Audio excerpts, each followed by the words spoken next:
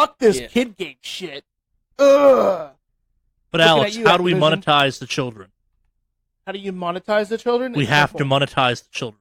Yeah, we have to monetize the children in every single way. It's simple. You do is you create the funnest, cutest little game you can, put it on mobile especially, and then what you do is like, oh, you can't save your friends from Tiny Town until you drop about $500 to get a bunch of fucking coins, kid. You gonna let your friends die, huh, kid? Huh? I didn't think so. Grab your mom's wallet. This is feeling oddly personal, Alex. Did something happen to you?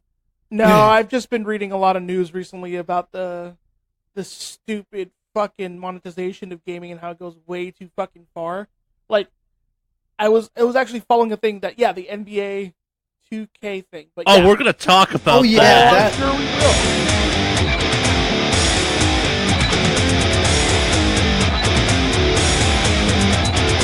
Hello and welcome to the Wicked Awesomecast, episode 170. Yeah. Indeed. Woo! Indeed. Is that the sound of 70? 170, I mean? I don't know. I mean, we're already past 169. Nice.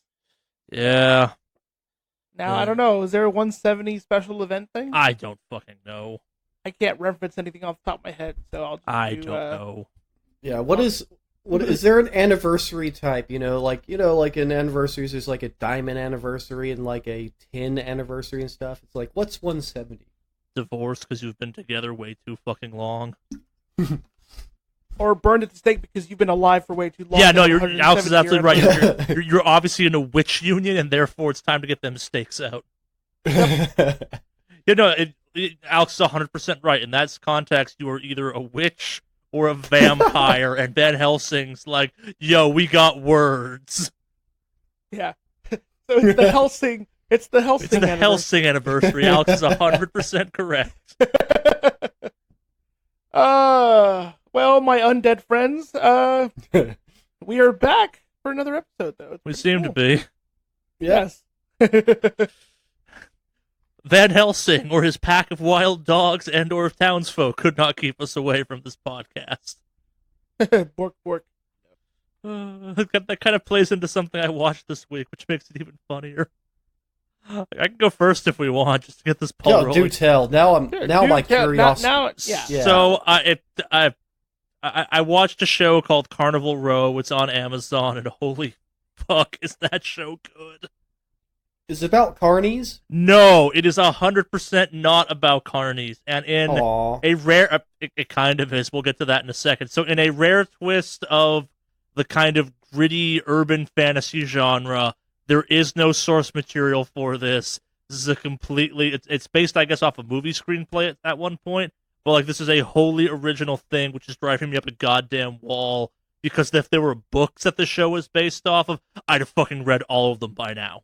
Like, the world of this show is deserving of, like, a Tolkien-esque expansion of lore and video games and other stuff. So and partially it's because the show does not do a great job of explaining certain things because it's a TV show and has to have stuff to do for second season. To rewind some.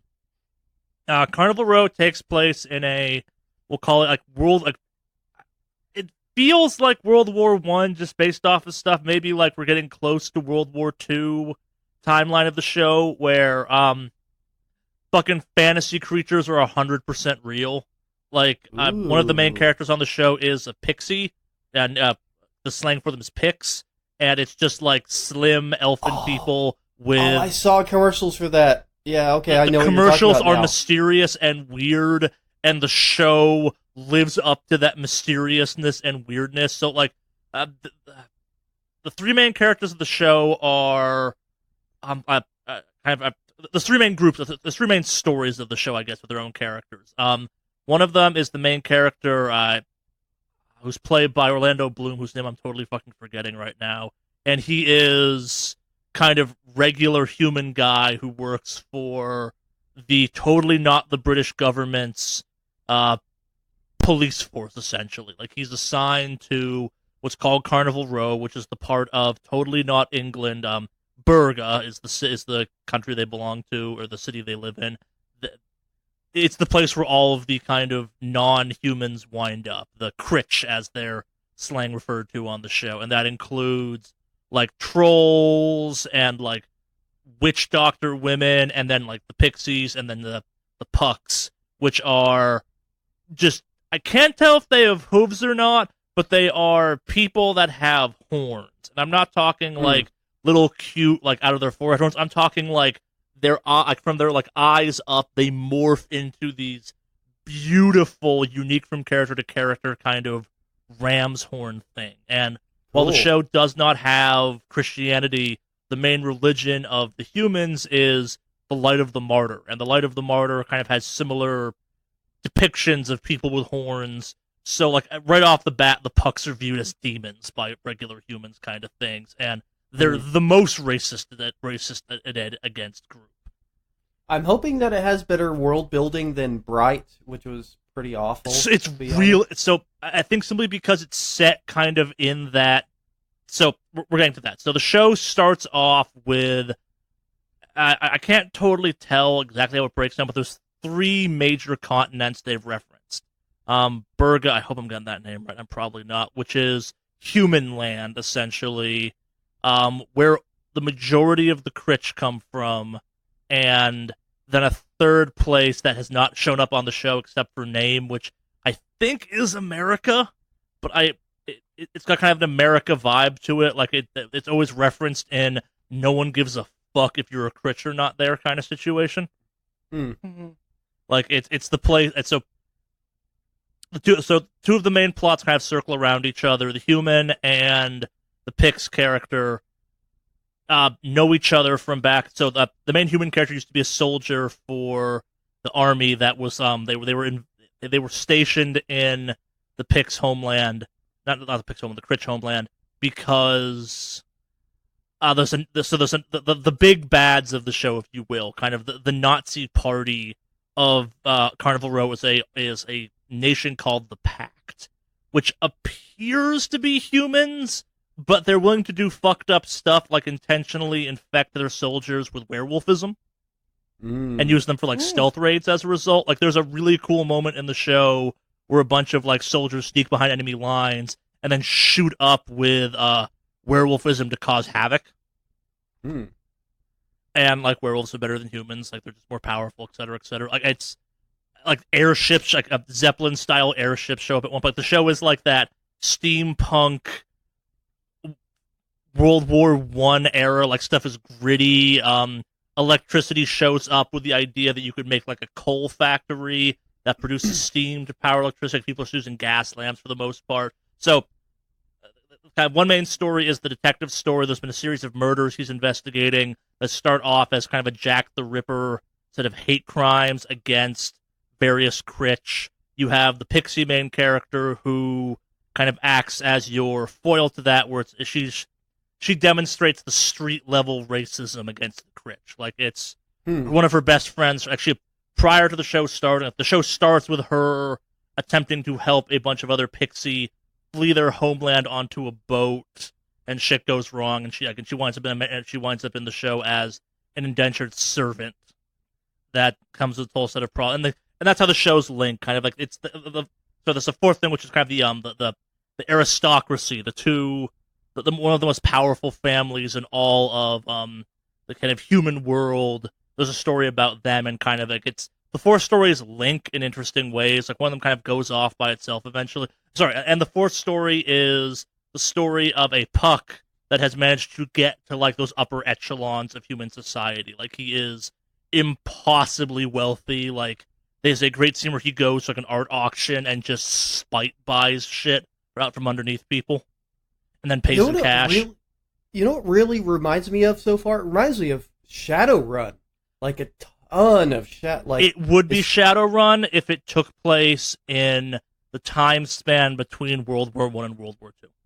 Yeah, like, that's what it sounds a lot like, which is cool in a good way. I'm like it's one of those things where it's like magic exists, but most people just use guns and shit because guns are real good at killing pixies, because you shoot them and they bleed out through their wings and stuff like that. Like there's some fucked up stuff in the show where there's like a pixie gang that their way of like street executioning you is just pushing you off a ledge and chopping one of your wings off.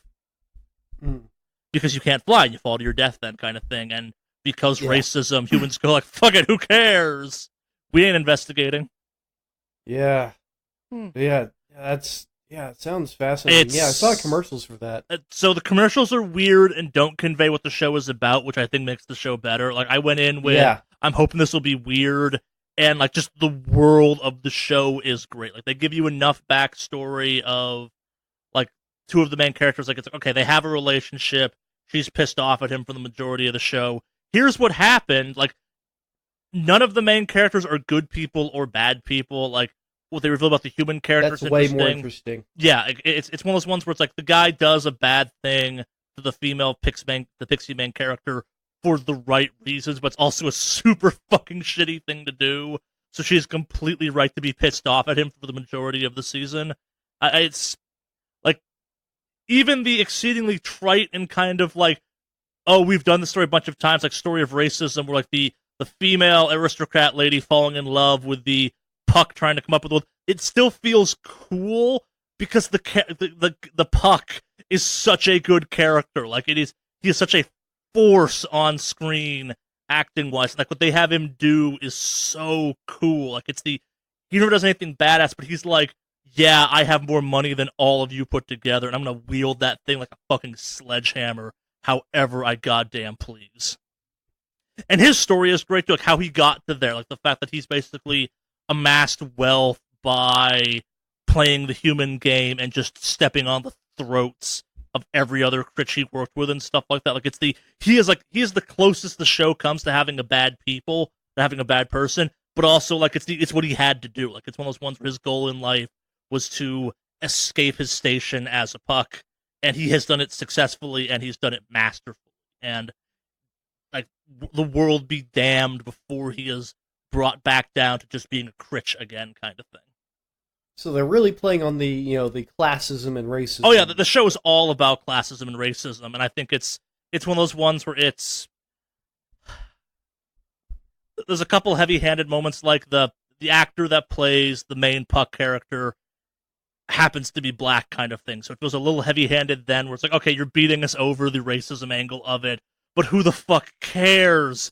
Because you're an amazing actor and like you just fucking chew scenery every scene you're in, and like the costume work for him is some of the best in the show, just because the horns come out of his face just so perfectly. Like the makeup and the costuming for the show is some of the best parts of the show. Like the creature design is great. Like everything feels distinct, and like even the things that should feel monstrous don't feel monstrous. Like the low class Puck feel like blue collar people that happen to have horns. The high class Puck, the main character Puck, who's like trying to do the aristocrat thing, just oozes earned elegance kind of thing, but also kind of has this ongoing vibe of like, I will kill people to get what I want. I was floored by the show. Like if there is a Game of Thrones size hole left in your heart, this is definitely something worth checking out. Like this is one of the best fantasy worlds I've dipped my toe into in a long time, and it's cool. Like there's so much they could do with this show. Like you could just keep doing stuff in the city that the show's taken place in so far, or you can go back to the continent with the Pact. Like I want to know more about the Pact. They are evil and intriguing. Like it's everything they've shown about them is terrible. And like they're undeniably this world's Nazis, but like there's so much more going on with their racism and their horribleness that I'm like, I need to know more about you. Like it's just little details, like the fact that like the pixies have the pixie race thinks in 3 dimensions because they're born with wings. Like all their buildings are built around the idea you can just fly up. So there's a library at one point that's like not that wide of a room, but it's like thousands of feet tall because if you're a pixie, you can just fly up. That's cool. Yeah. That's really cool. That's giving a lot of thought into, well, if you could do this thing, what would you build? Yeah, I mean, that's It's dumb. That's just that's a really cool. It's detail. dumb stuff. Like one of the pixies works as a housemaid for like some human characters, and they put her in a like corset designed specifically to block her ability to fly, kind of thing, because they quote can't have her flying off and escaping. That's fucked. Yeah, but like it's little details of the world that are cool like that. Like that are very realistic in a lot of ways. The show does lots of cool stuff. It's like, I was unbelievably impressed with the show. Everyone on the show is a great actor. Like even Orlando Bloom was. I don't think Orlando Bloom was a great actor. Like I loved this show. Like I finished it. I'm like, I need to watch this again now, knowing stuff, so I can go back and watch stuff. Like it is such a cool show, and they have to get a second season. Like I can't imagine the show doing badly. Like it is as good as I think The Boys is, but for totally different reasons. Like this is the fantasy show you should be making at this point in history, kind of thing. Like this is what fucking Harry Potter and Lord of the Rings and Game of Thrones all coalescing together in kind of general consciousness. This is what we get from that ultimately. Like it is a fantasy show where you have characters that can do magic, and like magic is a known thing, but like you're willing to accept the fact it's like, no, not every critch can do magic. Only a certain group can. But like everyone's aware magic is real, except humans are like, whatever, fucking magic. We never had it, and we did just fine. But also, like it plays with the ideas of cultures developing differently. Like the humans are technologically and infrastructurally the more advanced races of the show, but kind of culturally they lag behind other ones. Like the Picts have like a scholarly, artistic, philosophical culture to them, kind of thing, that the humans just typically don't always get or respect, kind of thing, and vice versa. Like a lot of the Pixies view the humans as just kind of like grubby monkey people still, where it's like, what can you possibly do? There's more of us, and we invented guns. Just saying. Yeah, I'll have to check that out. It's an Amazon Prime show, so if you don't have Amazon Prime, I apologize for talking about this. But you thought it was cool, but like again, I will never say get Amazon Prime for this, but if you like sci-fi and you thought me talking about The Boys were cool and you thought me talking about this was cool, Prime also has The Expanse, so maybe after that most recent season comes up, do a month-long trial and fucking binge watch shit. Like there are three of my favorite shows are currently on Amazon Prime right now, which is saying something. Yeah, that's impressive. Yeah. They're kind of crushing it right now. Yeah. I mean, and they've had some pretty decent shows prior to that. Like, yeah, I've heard nothing but rave reviews about Man in the High Tower. I don't like Man in the High Tower, but I have nothing bad to say about it. It's Wolfenstein, and I like playing Wolfenstein more than I like watching Wolfenstein. Like, it's. Well, I mean, the reason it's not fully Wolfenstein because it just doesn't feel fully immersed in the Wolfenstein culture because I can't buy any loot boxes on the TV show. Can you buy loot boxes in Wolfenstein? They added that. In the it was like cosmetics or something. Oh, yeah. Yes, of course they did. Yeah. Mm-hmm. Yeah, Man in the High Tower's like Fleabag is another great show on that platform, which I there's no way I can talk about Fleabag on this platform, but I still fucking love that show.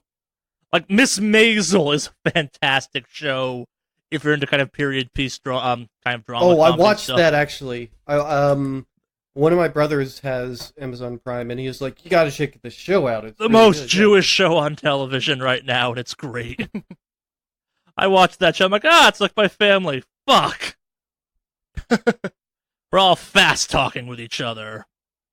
Yeah. Yeah, but I guess like Carnival Row was a big part of my week this week. I'd be remiss if I did not mention that the first season of Cobra Kai is now free to watch on YouTube. Alex, you have no excuses. Oh yeah, I haven't watched Cobra Kai yet. You should go watch Cobra Kai. I do need to replace the show recently because my girlfriend and I just finished watching all of MASH. So you should watch Cobra Kai real quick then. Like I think you'd enjoy. Like, go watch The Boys, go watch The Expanse, go watch Carnival Row, and go watch the first season of Cobra Kai. Yeah, I've got quite a list there, so perfect. Why the fuck were you watching MASH? I fucking love MASH. Fair. And so Mandy and I have an agreement that we each pick a show that we really like, and we run through it, and then once your show's done, we switch to another season. Sure, no, that's how I got through Parks and Rec, because she suggested it, and we burned through all of Parks and Rec, which is a great show. No, fair. Yeah, amazing show. But... Yeah, anytime anyone mentions MASH under the age of 50, I'm kind of like, huh, okay. I was that weird kid who fucking loved watching MASH growing up. My parents had really weird TV rules growing up, where it's like, oh, you can watch Gilligan's Island and MASH, but none of this stuff anyone your age is watching. And I'm like, okay, cool. I'm going to learn about womanizing and black and white photography, I guess. 12-year-old me is unclear why this is the standard we're setting, but okay. TV land is full of horrible things that maybe 12-year-olds shouldn't be watching. But it's cool because it's old. Especially when you realize the lyrics, or there are lyrics to the MASH theme song. Yep. That was a moment for Mandy when I told her that. Yeah, but I guess kind of relating more directly to gaming on my end, I did my Starfinder Game Zero for our next kind of big campaign, which, because I warned the guys that I actually put spoilers for it in the podcast, I'm not going to talk about it more than this. And I'm playing lots of Destiny still. I'm still chipping away at that From Ashes game I was playing. I've dropped off Rebel Galaxy Outlaws some. I just don't have the time to fully immerse myself in Struckerness. I am literally 2 pieces of armor away, hypothetically, from getting the year 2 triumph thing of yo, you did the stuff. I literally last night I did a comp climb in Crucible, which I fucking hate myself for, to get that pinnacle weapon. I did, and now I've gotten through Reckoning, and I don't quite get what the fuck is up with Reckoning. Maybe it finally clicked for me or something, how that thing is supposed to work. But I don't hate Reckoning as much as I used to, even though it's still kind of... there's a fix for it coming soon. I literally need 2 pieces of collector armor out of that, so I can go run a mission, or so I can go run a Gambit Prime match as a collector, as in a full set of Notorious armor, so I can get that part done. And then I have played way too much Destiny 2 in a month, or in 1 season. It's truly the amount of stuff I have gotten done in a relatively short period of time for that game is disgusting and wrong. It's maybe don't do what I've done. Fuck, my clan has a guy in it that managed to do all of the Solstice gear in essentially 3 days. Which, oh my god. Yeah, as someone who took 2 weeks to do 1 piece of Solstice gear, watching him bang through 3 pieces of Solstice gear in 3 or 4 days was just it seemed rough. And especially because I don't get why you would do that. Getting all 3 got you a cool Sparrow, I guess, but also it's not that cool a Sparrow. Mm-hmm. Fishboxer, the Fishboxer, you are a goddamn madman. But yeah, I'm almost done, I guess, with 1 or 2 of my crazy endeavors for the end of Destiny Year 2. I finish this thing up, and then it's time to just go grind Gambit so I can get Dredgen finally. There's a booster weekend coming. Also, Alex, if you're playing, let me know after this week, and I will no longer be on my insane person mad hunt for this shit. Oh, it's all good. I've been playing catch up right now myself. So it's gonna be a big week for Mars. Actually, if you want to do Mars content, that community event's happening on Mars this week. Okay. Whether we want it or not, going back to Mars. But then we're going to the moon. Then we're going to the moon. Because it's haunted, goddammit. But yeah, that's what I've been up to. I've just been watching stuff for the most part. Life's been weird. Planning a wedding is hard, turns out. Who's next? Do you want to go, Henry, or do you want me to go? Sure, I can go. Okay. So, I didn't really get up to too much. So, I watched a early 2010s anime called Gossick, which you can find on Funimation. Funimation, I prefer Crunchyroll just because it has a much larger library, but there's some stuff that you can only really find on Funimation's account or on their membership thing. So it's so and Gothic is pretty cool. See, the thing that I found kind of disappointing with Black Butler was, at least in the anime adaptation, is the mysteries weren't very in depth. They weren't very interesting. It really focused mainly on, hey, he's a demonic butler and he's really hot, and that's kind of it. I mean, yeah. And we talked about this some last week, didn't we? Yeah. I talked about that last week. But Gothic actually has some more interesting actual mysteries going on where there's clues. There's actual clues thrown about in the episode, and I found myself able to guess a lot of the things that were going on. I mean, it wasn't super difficult, but at least there was actual mystery going on there. That is, all right. So by that I mean, and that they actually drop hints and clues, some more subtle or less subtle than others, and at least there is a way to build a natural build up to the bigger reveals and the mysteries. And so I find that satisfying, because I've definitely watched and read things where it's like, it's a mystery, but like there was no clues. It's all just sort of this big surprise dropped at the very end. That is, it's like, oh, here at the very end, they show all this background story stuff. It's like, here's things we didn't show you at all, and somehow, I guess you were supposed to guess this stuff. Yeah, the Sherlock Holmes bullshit, where it's like, oh, because I'm Sherlock Holmes, I knew things. Yeah, well, done in this Sherlock show, like the British BBC Sherlock show, where it's just like, oh, here's a bunch of stuff that we didn't show you at all, and you had no way of predicting. Yeah, that's Sherlock Holmes in general, I guess, in my experience.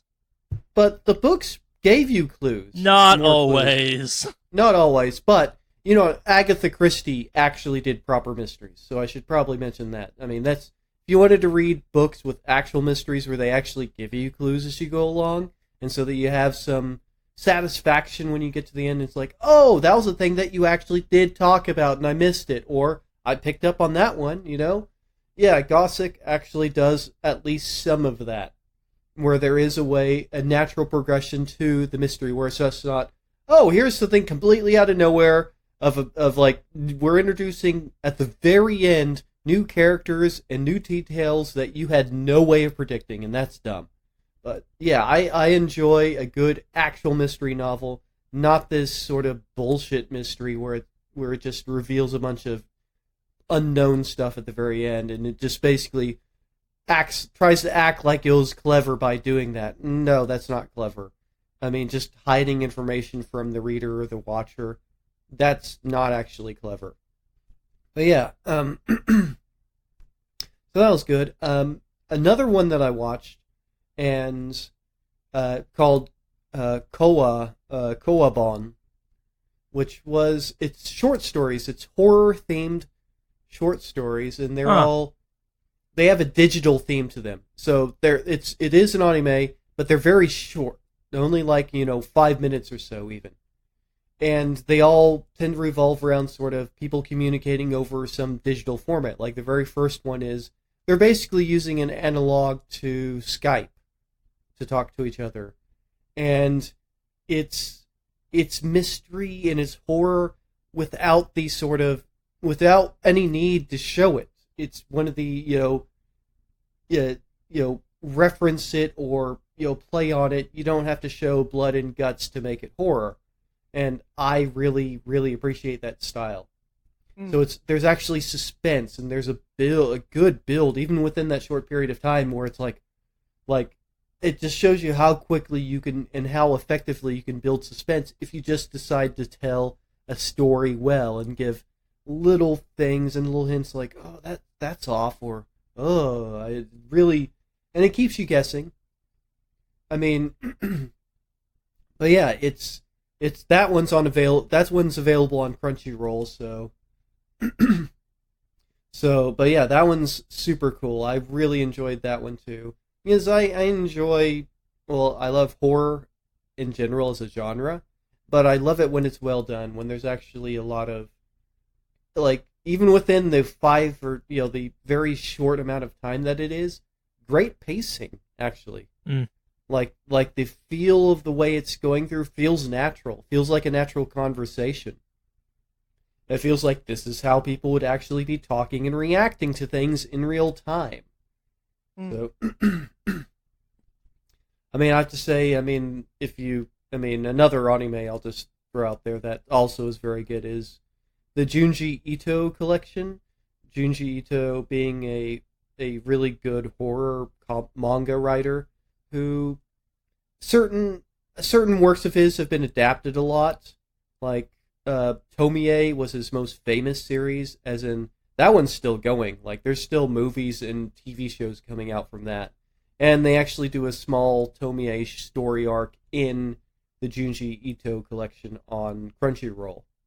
But there again, you don't have to just have gore and just ridiculous violence to tell a good, suspenseful story that is actually horrific and actually terrifying. But yeah, Koobon actually manages to do that in like very, very small amount of time. And so, yeah, if you want to binge watch that series, it'd only take you a couple hours, but it's worth it. It's super good. And I just like the fact that it really works in the modern age, you know? Like, I guess in a sense a bit like the paranormal activity, at least the first movie of that, that it works in like, well, you know, let's tell horror, but let's actually consider what's available now, you know, in an interesting way. So, yeah, so that was very, very, very, very, very nice change of pace in a certain sense. I mean, the short story format can work, and I don't see that done very often, especially in sort of American cartoons. Yeah. I don't see that done very often. The very short story style of format. That's what YouTube exists for to a certain extent now. Yeah, the US. Yeah, I suppose so. But this one's this one's 100% professionally produced as well. So, it uses rotoscoping, which is, if you're not familiar with that, that's basically sort of drawing over, or at least using digital effects over real filming. So I mean, there's a show coming out called Aubrey Plaza. It's going to be a big that has that effect used in it. I think there's an ad for it. You can go see the effect on. Let me see if I can find the name. Cool. Yeah. I liked her a lot in, of course, Parks and Rec, but her performance in Legion just blew me away. I just have to say, all the way through the end of Legion, it's just, she destroyed it. Yeah. She killed it. So good. Such an amazing performance. It should be an award-winning performance, I would say. Yeah. Anyway, have you located? I'm trying to find it. I think it's her at least. But yeah, rotoscoping. Yeah, Koobon uses rotoscoping, and it does it well. I mean, definitely rotoscoping, I've not always seen good rotoscoping in shows, but this one does it well, and it feels natural. And it feels natural because obviously it becomes a kind of an easy way to roll in those sort of horrific effects without, I don't know, it was just cool. It's just really neat, and it feels very natural. Yeah. It gives you the option of animation, I guess. Like, that's where Scanner Darkly works as well. Yeah, and let's just say that they blend it in very well. It feels real. Like, the way that they blend in those effects, you know, when with the rest of the rotoscope stuff is super cool. So, yeah. So, other things I did, when it came to games, I actually went back to my actual console, my old consoles, my Genesis, played some games on that. Just felt like playing some classic games, because sometimes it's nice to be able to just jump, like, I don't know, go back to some of the older games that I like and jump in, like Elysia Dragoon for the Genesis, which is, by the way, super, super good. Undone, that's the show I was looking for, sorry. Alright, Undone. And I may have been wrong about Aubrey Plaza. I thought it was her, but... The rotoscoping makes the main actress kind of look like her. Yeah. But all right, so one thing I have been interested in picking up, mainly because I've been watching people play it, is Dicey Dungeons. I don't know if I've heard of things. It's a deck builder style game. So I've heard that. But it has an easy learning curve. Like, that is just picking it up, playing it. It's really easily laid out, really easy to has an easy interface to understand and deal with. So it's kind of like my first deck builder game. But it does have enough depth, especially with the way that certain characters work. So the mechanics of the characters are wildly different. Like, each character that you can play has a wildly different mechanic to the way that they actually play out their deck and the way their deck works. But it's fairly easy to understand. There again, it's like learning any of the characters is not a big deal. It doesn't seem like, I feel like right now, just by watching it, I could probably play it and do pretty well at it. But there is also a good amount of depth to each character. That is, you can pull off some pretty cool combos. I was watching somebody I know play last night, actually. Dude SF, Dood SF. That's his username on Twitch anyway. And he broke it. He found some combos with the witch in particular that's just like, well, if I get this, it's over this turn, no matter what. No matter how many hit points, if it's a boss or whatever, if I just get a dice this turn that I can use, it's completely over. And it just took in with that. That's something they're probably might even... It's so easy of an exploit, it might even be something they might patch out. But he found a very, very powerful exploit using the witch and just a couple of her spells. The fact that... Alright, so to actually tell you about the mechanics is, as you imagine, it revolves around dice. And so... One would assume based on the name, yes. Yeah. And so you have cards, you have your very small deck, and essentially there are 6 spaces for the cards that you can use in a particular match or in a battle. And then you do have backup cards. You have a bunch of cards. You do have an inventory you can switch stuff out for. And some cards take 1 space, some cards take 2 spaces. So you have to think about that kind of intelligently. At least for most of the characters, the witch has a different way that her spaces are used. But so what happens is certain cards take a certain die roll. So you get a certain number of die that you can throw each round. And so 3, 4, 5, whatever. And then each of the cards is activated with a certain die value.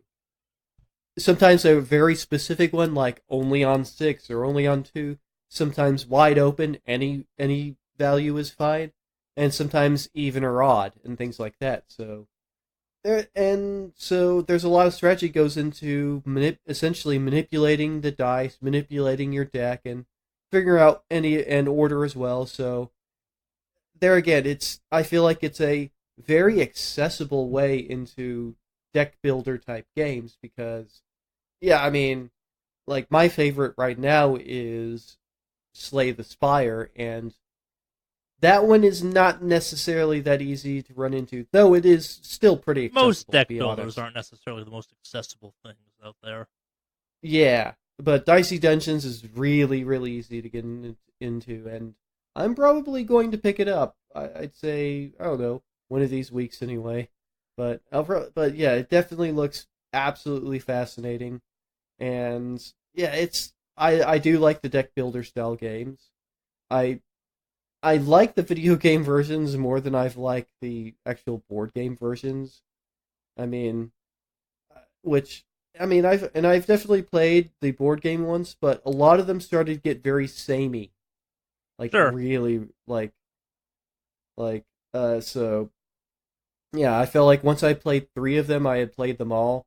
But now with all of these being pulled to sort of the digital realm, it gives them, I guess, a lot more room to kind of play around with the idea, as well as it's easier because, all right, so with the physical ones, of course, you have to produce a physical board and cards and all that stuff, and that has to sell.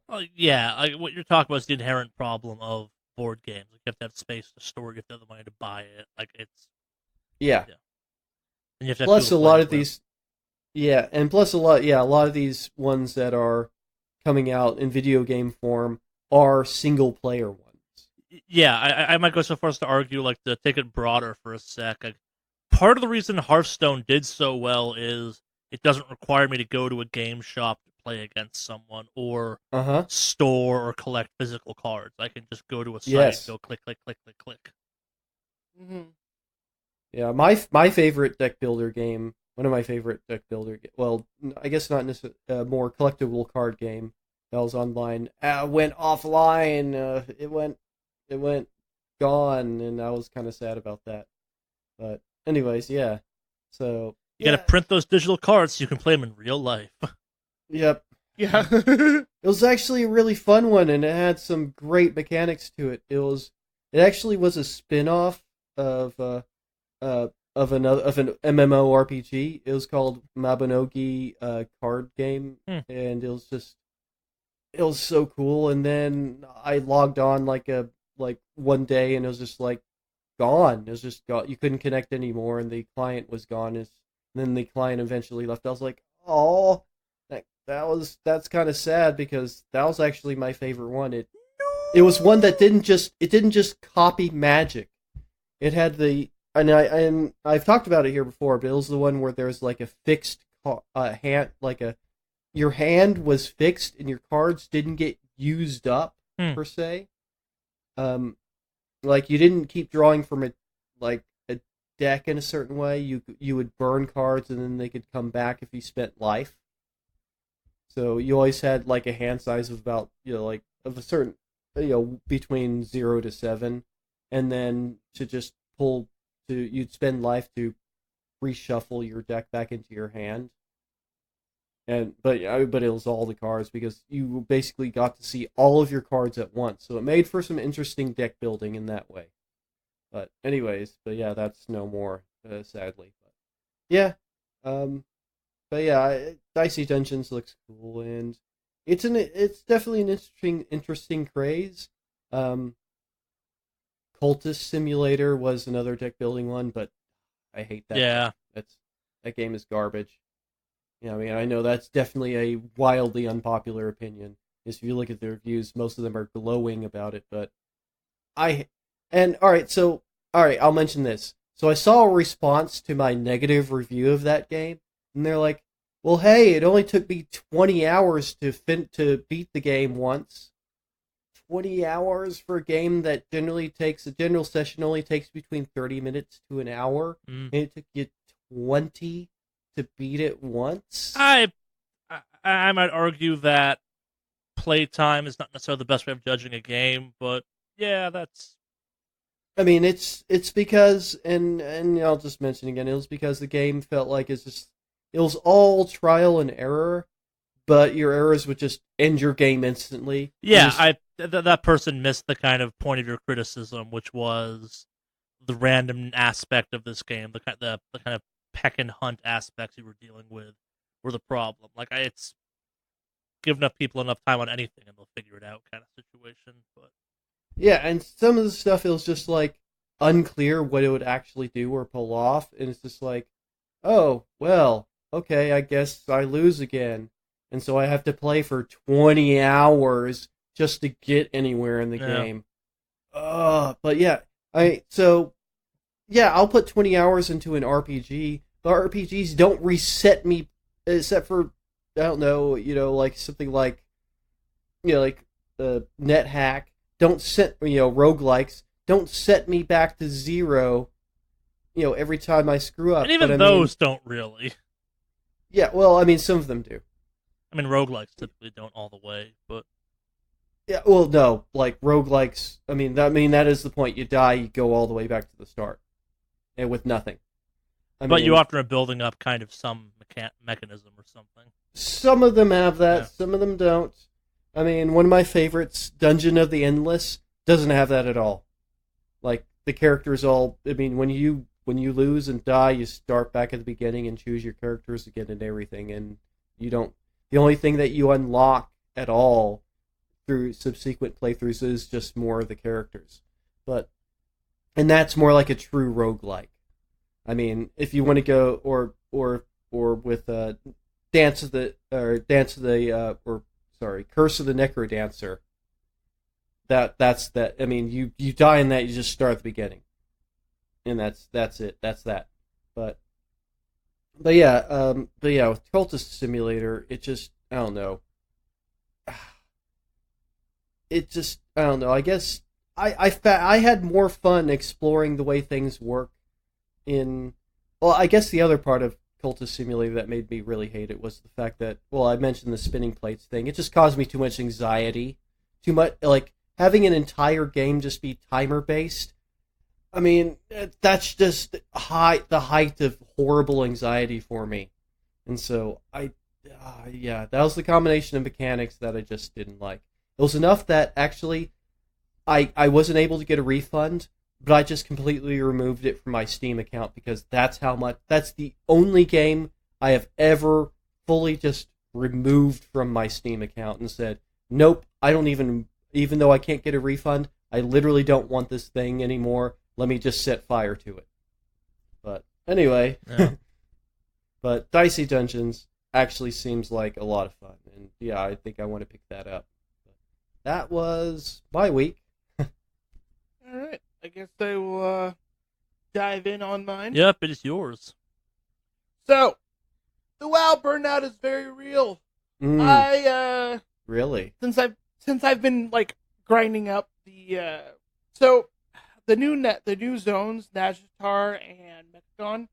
I barely go into Mechagon now because I'm like, I don't really care about it. I mean, it's cool. It's a really beautifully designed area, and it's probably way better designed than Nazjatar, to be honest with you. But Nazjatar has loot I need So to progress my that is the question so. I have based on this. So I know it's like a month ago in Mechagon. I'm pronouncing that right? Mechagon. Say it again? Mechagon, right? Mechagon, Yeah. yes. When that came out, people were like, "Yo, we've saved the expansion." Has that saved the expansion in the way people thought it did originally? That being said, yes. I think it's not just the zones, but there's a couple of improvements they've made. Like, they've made an actual progressive gear system right now that works. So, I mean, there's still RNG tied to it, of course, but it's a better system than before.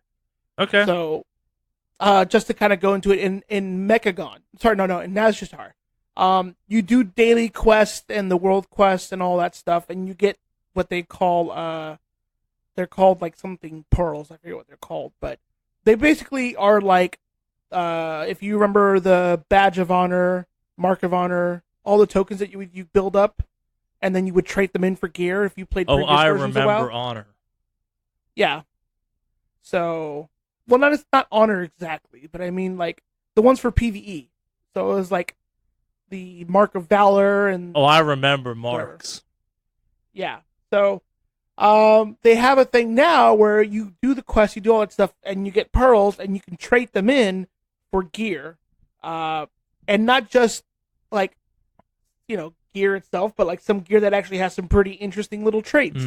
Like, if you get boots, you have a 1 in 4 chance of getting boots that let you do 3% additional crit damage to anything in Nazjatar and in the Eternal Palace, kind of thing. So, what you do now, or what the big lottery system, not lottery, the slot, was it you know what I'm talking about, the gambling aspect of it is, these items also have a chance of proccing with the socket. So people spend their pearls unlocking the ones with the socket in it. And it's actually pretty nice because the gear is 385, but the current like top gear that you could get without getting it Titan Forged or Warforged is 445, I believe.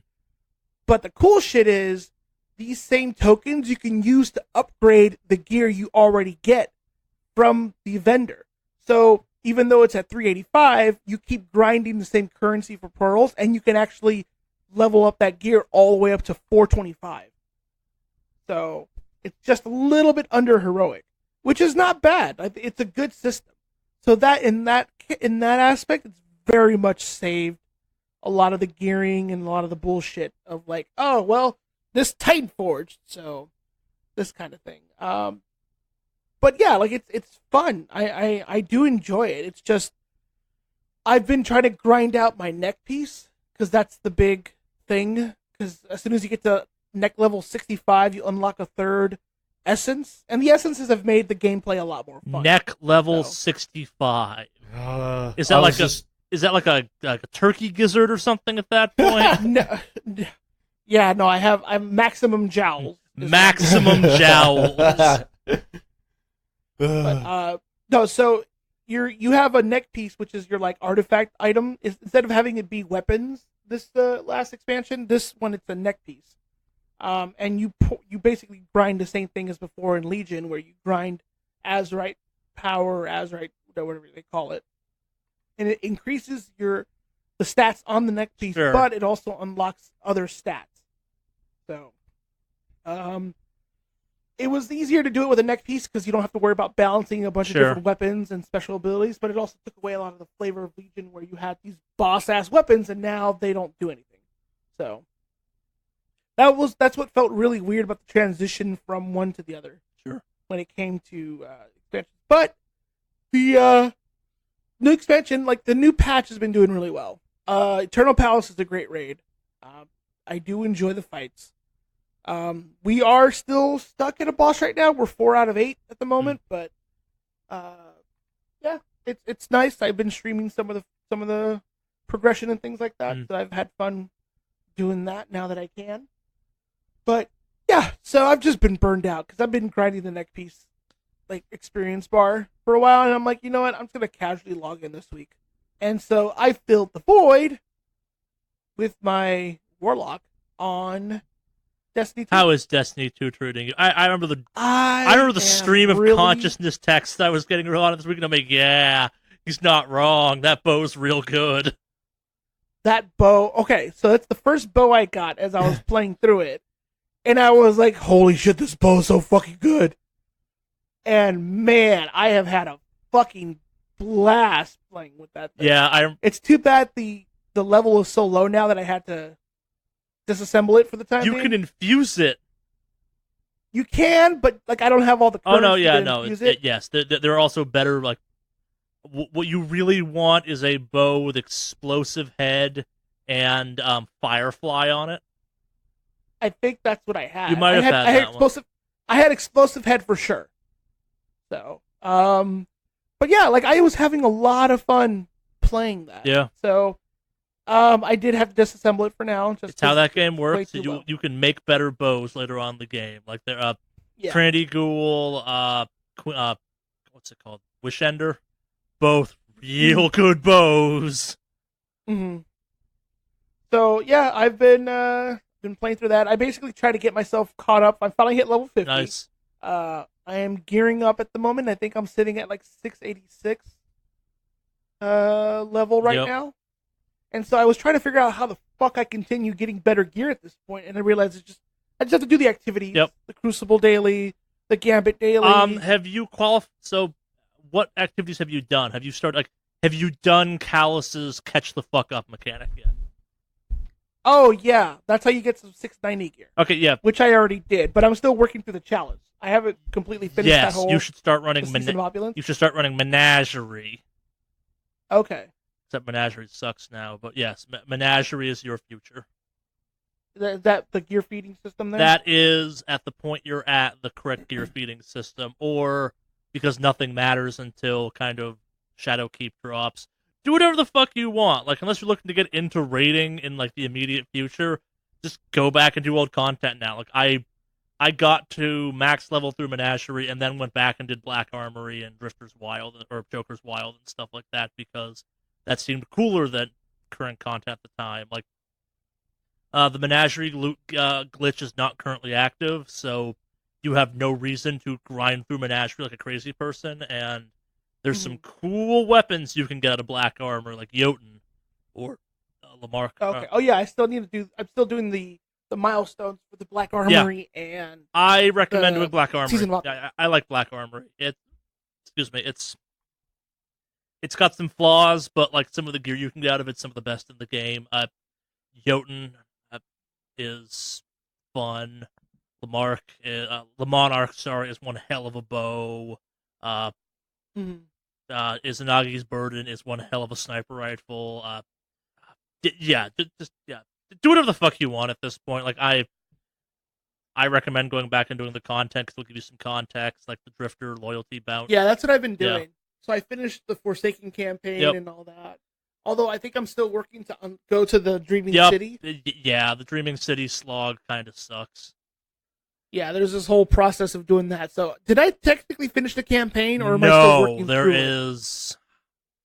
Technically speaking, Forsaken's campaign ends with Last Wish, which is the raid inside the Dreaming City. Gotcha. The Dreaming City is worth getting access to. It is...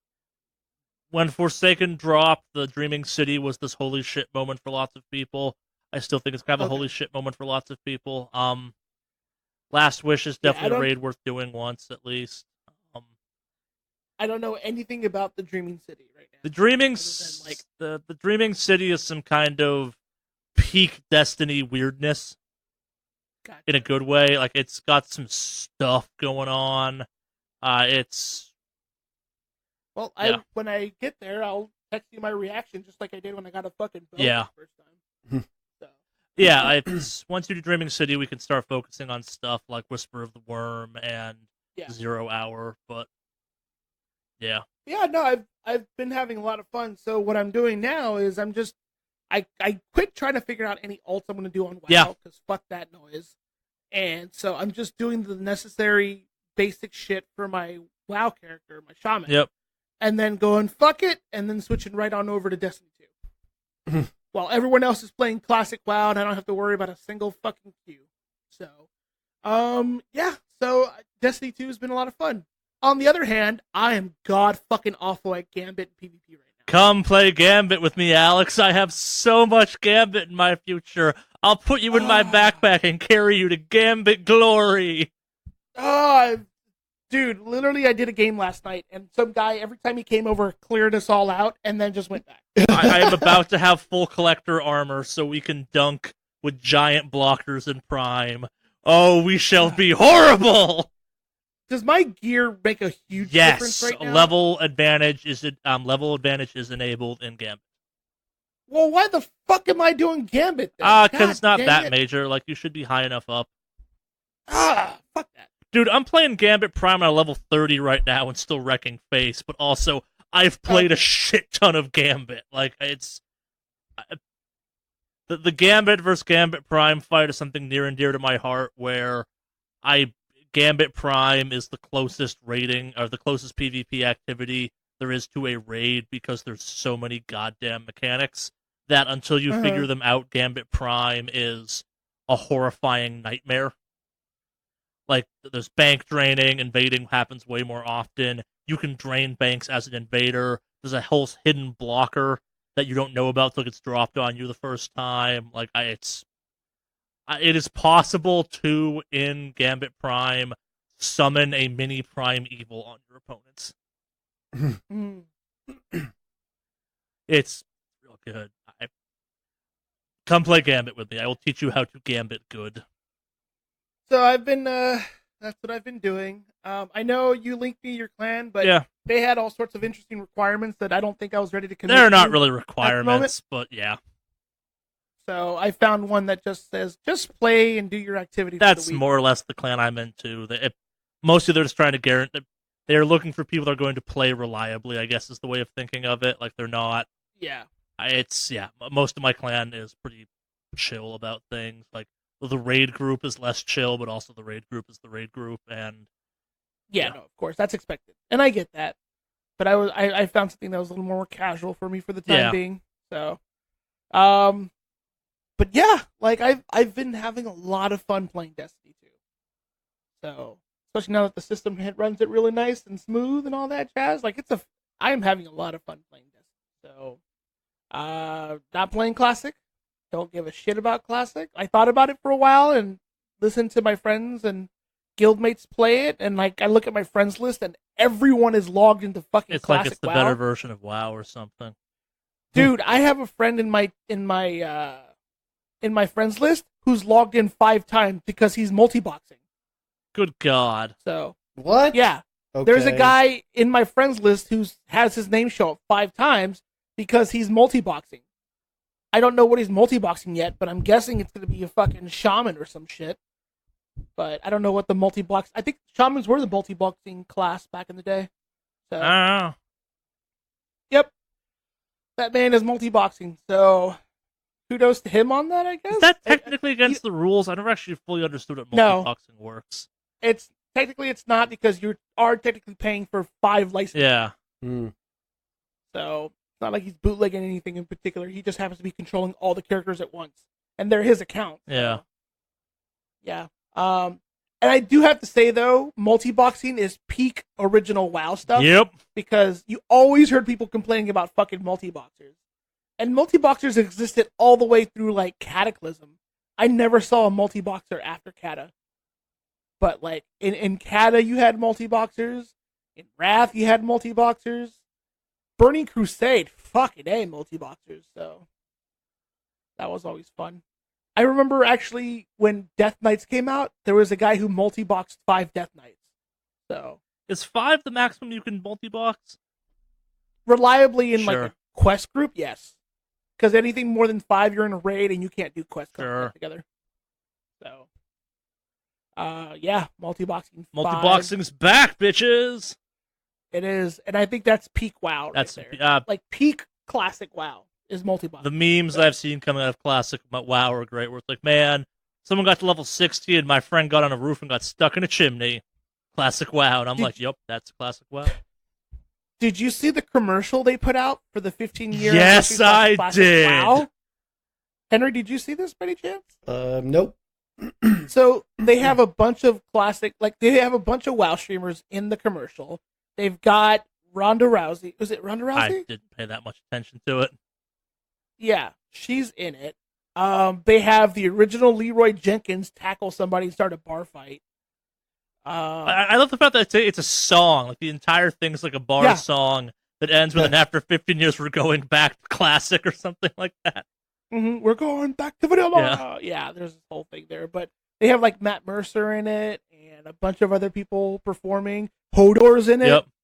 Like, yeah, it's a pretty cool little like get together. Just gonna say it was lacking some Mr. T Night Elf Mohawk, but yeah. Yeah, no Night Elf Mohawk. Well, that was post vanilla. That wasn't classic vanilla or classic. Pretty sure that was classic. No, Night Elf Mohawk didn't happen until at least maybe either Wrath or Burning Crusade. No, Wrath or Cataclysm. I feel like it happened sooner than that, but I could be wrong. Yeah, I don't know. No, it was definitely around that time. But yeah, no, the commercial was kind of cool and that was kind of nice. And watching people like the queues just get decimated, which we'll talk about. Oh yeah, this is a multi-bridging thing. We've talked about this in news. That's how much WoW Classic is just straight killing it. Yeah. So, and then what else? On the offline world, if you will, we had some really hard fucking thunderstorms this past week up here. Like, where we had rolling thunder sounds like going on. You lived in LA your entire life. This is like your first major set of thunderstorms, right? I mean, I was in Mexico with family when they had some pretty gnarly thunderstorms, but like, I can't compare them only because I'm only hearing about them because I slept through the entire fucking thing. I'm a heavy sleeper, so like Mandy woke up in the middle of the night like, what the fuck is going on? My neighbors are like, yeah, no, the houses were rumbling. And, whoa.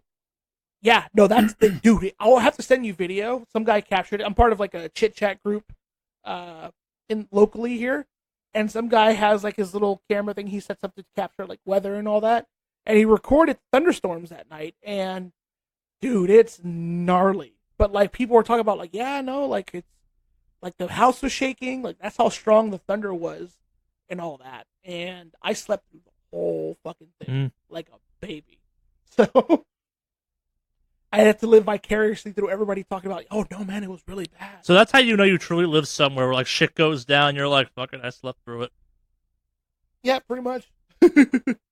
So, yeah, I'll send you guys that video this week so you guys can, or some point, you guys can watch it. But yeah, other than that, like that's pretty much been my week. Nothing too fancy other than like I'm happy to be taking a little bit of a not so hardcore approach to WoW right now and just jumping into Destiny 2 and having a lot of fun doing it. Good times. Does that mean it's time for news? I think it is time for news. Woo! Alright, so where do we want to start this week? We've kind of got a couple major overarching themes. Like, do we just want to keep the Blizzard train going for a hot sec and get right into classic WoW talk? Sure. I think that's a good sure. segue. So let's start that off with some actual WoW news. We get to WoW Classic news.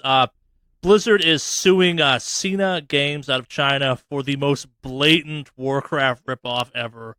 Like, the lawsuit got fired and the game fucking disappeared. Like, how blatant is this? The characters were chibi versions of major characters from Warcraft lore. It was... occasionally I'm, like, skeptical. I'm like, oh, fuck, that's blatant. But that's only our transition into WoW news this week. As our resident World of Warcraft reporter, Alex, what news do you bring us from Classic Azeroth? So, first things first, let's talk Twitch numbers. WoW Classic hit 1.1 million viewers on Twitch on release, nearly doubling the Battle for Azeroth launch number. Okay. Like, it completely crushed Twitch this week. Like, it's been insane. Like, I think at some point, screenshots as far as the numbers go, you had Twitch, or you had World of Warcraft Classic sitting at 1.1 million. And then after that, you had, like, GTA 5, Fortnite, Minecraft, all like 150K-ish. Like 150K, 110, and 91K kind of thing. It's insane.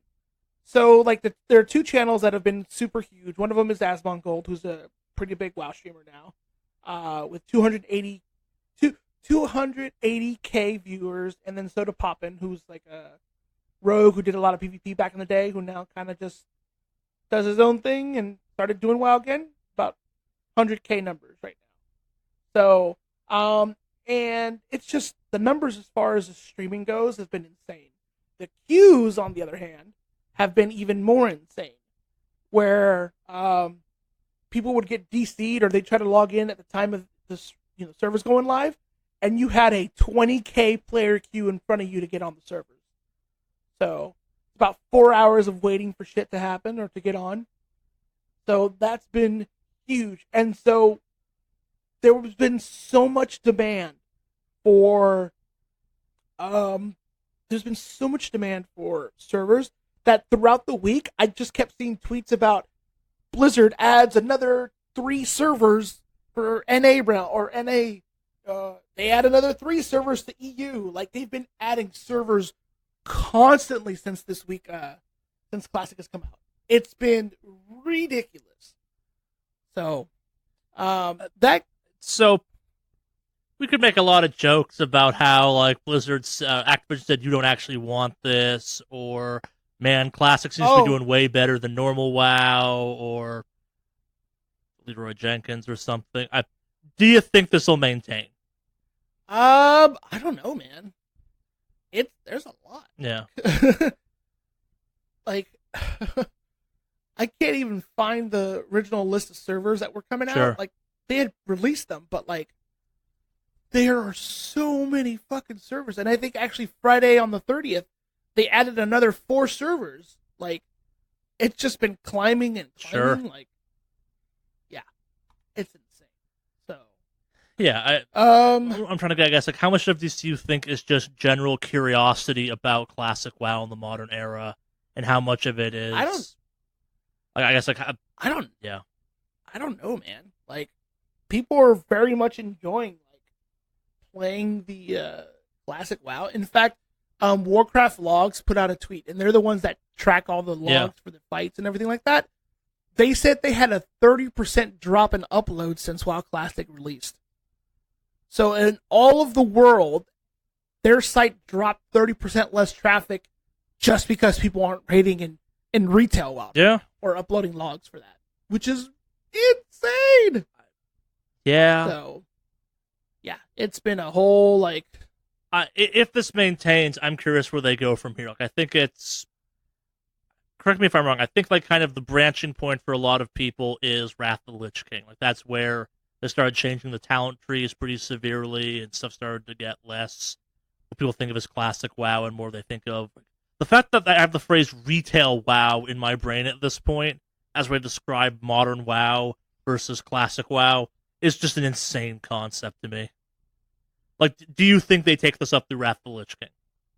Oh, yeah, they've already talked about if there's enough, like, interest and, like, actual wanting in this, that people will, in fact, fucking play. Like, I've seen people post about, like, oh, I'll play fucking Burning Crusade. Yeah. I'll play, freaking, Wrath of the Lich King. I'll tell you right now, if I had a choice, I would absolutely go back and play Wrath of the Lich King and Burning Crusade. Well, so, like, that's what I'm getting at. Wrath of the Lich King is the end of the classic WoW pack. Like, do we live in a world where classic WoW becomes some bizarre nightmare reboot for WoW that you then have diverging timelines? Like, retail WoW comes to an end, somehow the accounts get merged so you can have, like, your cool-ass mounts or whatever, and they bring the better graphics to classic WoW. But then at Wrath of the Lich King, you have, like, branching path. It's like, hey, it's a totally new hardcore story or something.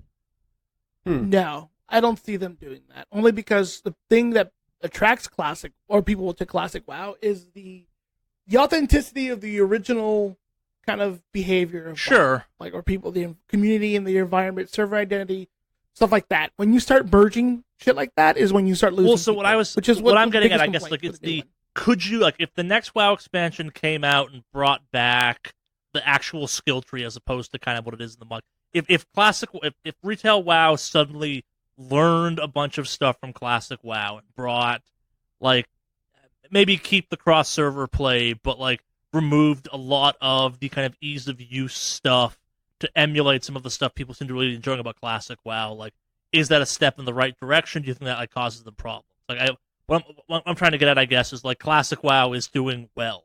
Better than I think any of us even jokingly thought it might do on this podcast. And, like, that means something. I think it's, on one hand, it's absolutely about nostalgia, like going back to, 2004 or something like that for some people is a big, kind of fun little time machine experiment. But, like, I've played both. Like, I've not played classic WoW since it launched, but, like, as someone who jumped into the modern version of WoW, that's not a game I want to play, but kind of what my memory, at least, of what kind of vanilla classic WoW being is a game that was still going in the modern era with the skill trees and with kind of, like, I always go back to the hunter. The fact that hunters aren't hunters, in my opinion, anymore is all I can say about modern WoW. The fact they don't have melee builds, the fact they're not, like, bogarting everyone's gear because they have to have everything is something that, like, was annoying, but also, like, that was just the class you were playing. Like, the whole pet system was annoying, but, like, that was a choice you made. You chose to make the game more aggravating for yourself because it felt more rewarding, and so you invested more, I guess. Like, could you do something new, but for the old stuff after Wrath of the Lich King? I don't know if they'll have an alternate timeline thing after Lich King, but if they were to take lessons as far as bringing back some of the uniqueness and individual flavor of the classes, I would be all for that, and I think a lot of players would be for that. Like, especially in retail going forward, I think that would be a good move on their part, because it's part of what makes it really interesting. Is you had some really fun, crazy, unique builds back in even up to, like, Wrath of the Lich King and Burning Crusade. There were some that's why let's go back to Wrath. Like, Wrath, as I understand it, is the end of all. Like, that's the last expansion that had a lot of the stuff I, as a player, really loved about World of Warcraft. Like, that's when the challenge tree started changing. The story became less us versus them. it's at that point it extends beyond the lore of Warcraft 3. Like, it's obviously you can't end the successful Golden Goose at, hey, we killed Arthas. I'm like, but you've killed the last big bad I care about. Oh, we're doing time travel stuff now. I don't care. Deathwing's back. Who? Yeah, I don't know. I mean, it'll be interesting to see, but I would be for. I would definitely be for bringing back some of that uniqueness and flavor again. So, that being said, we also have to go over a few more classic WoW things before I kick it off here. So of course, as with the whole, what is it? What was it? Oh, so, Method, big time streaming, guild and group part, well, who was also responsible for the recent Race to World First big streaming events for the WoW raids. They decided to put on a first to 60 streaming event where who would be the first to get level 60 on classic WoW. So they went down to Vegas. They have a big old setup going on over there from what I was hearing, and they had stream room set up and everything, and it was fucking cool. And they lost. Yeah. Womp womp. So allow me to tell you who won. Some no-name asshole with nothing but free time on their hands. So it was a speedrunner who is a meme machine and just trolls people, apparently. Oh, who is it? Do you remember? His name is Jokered.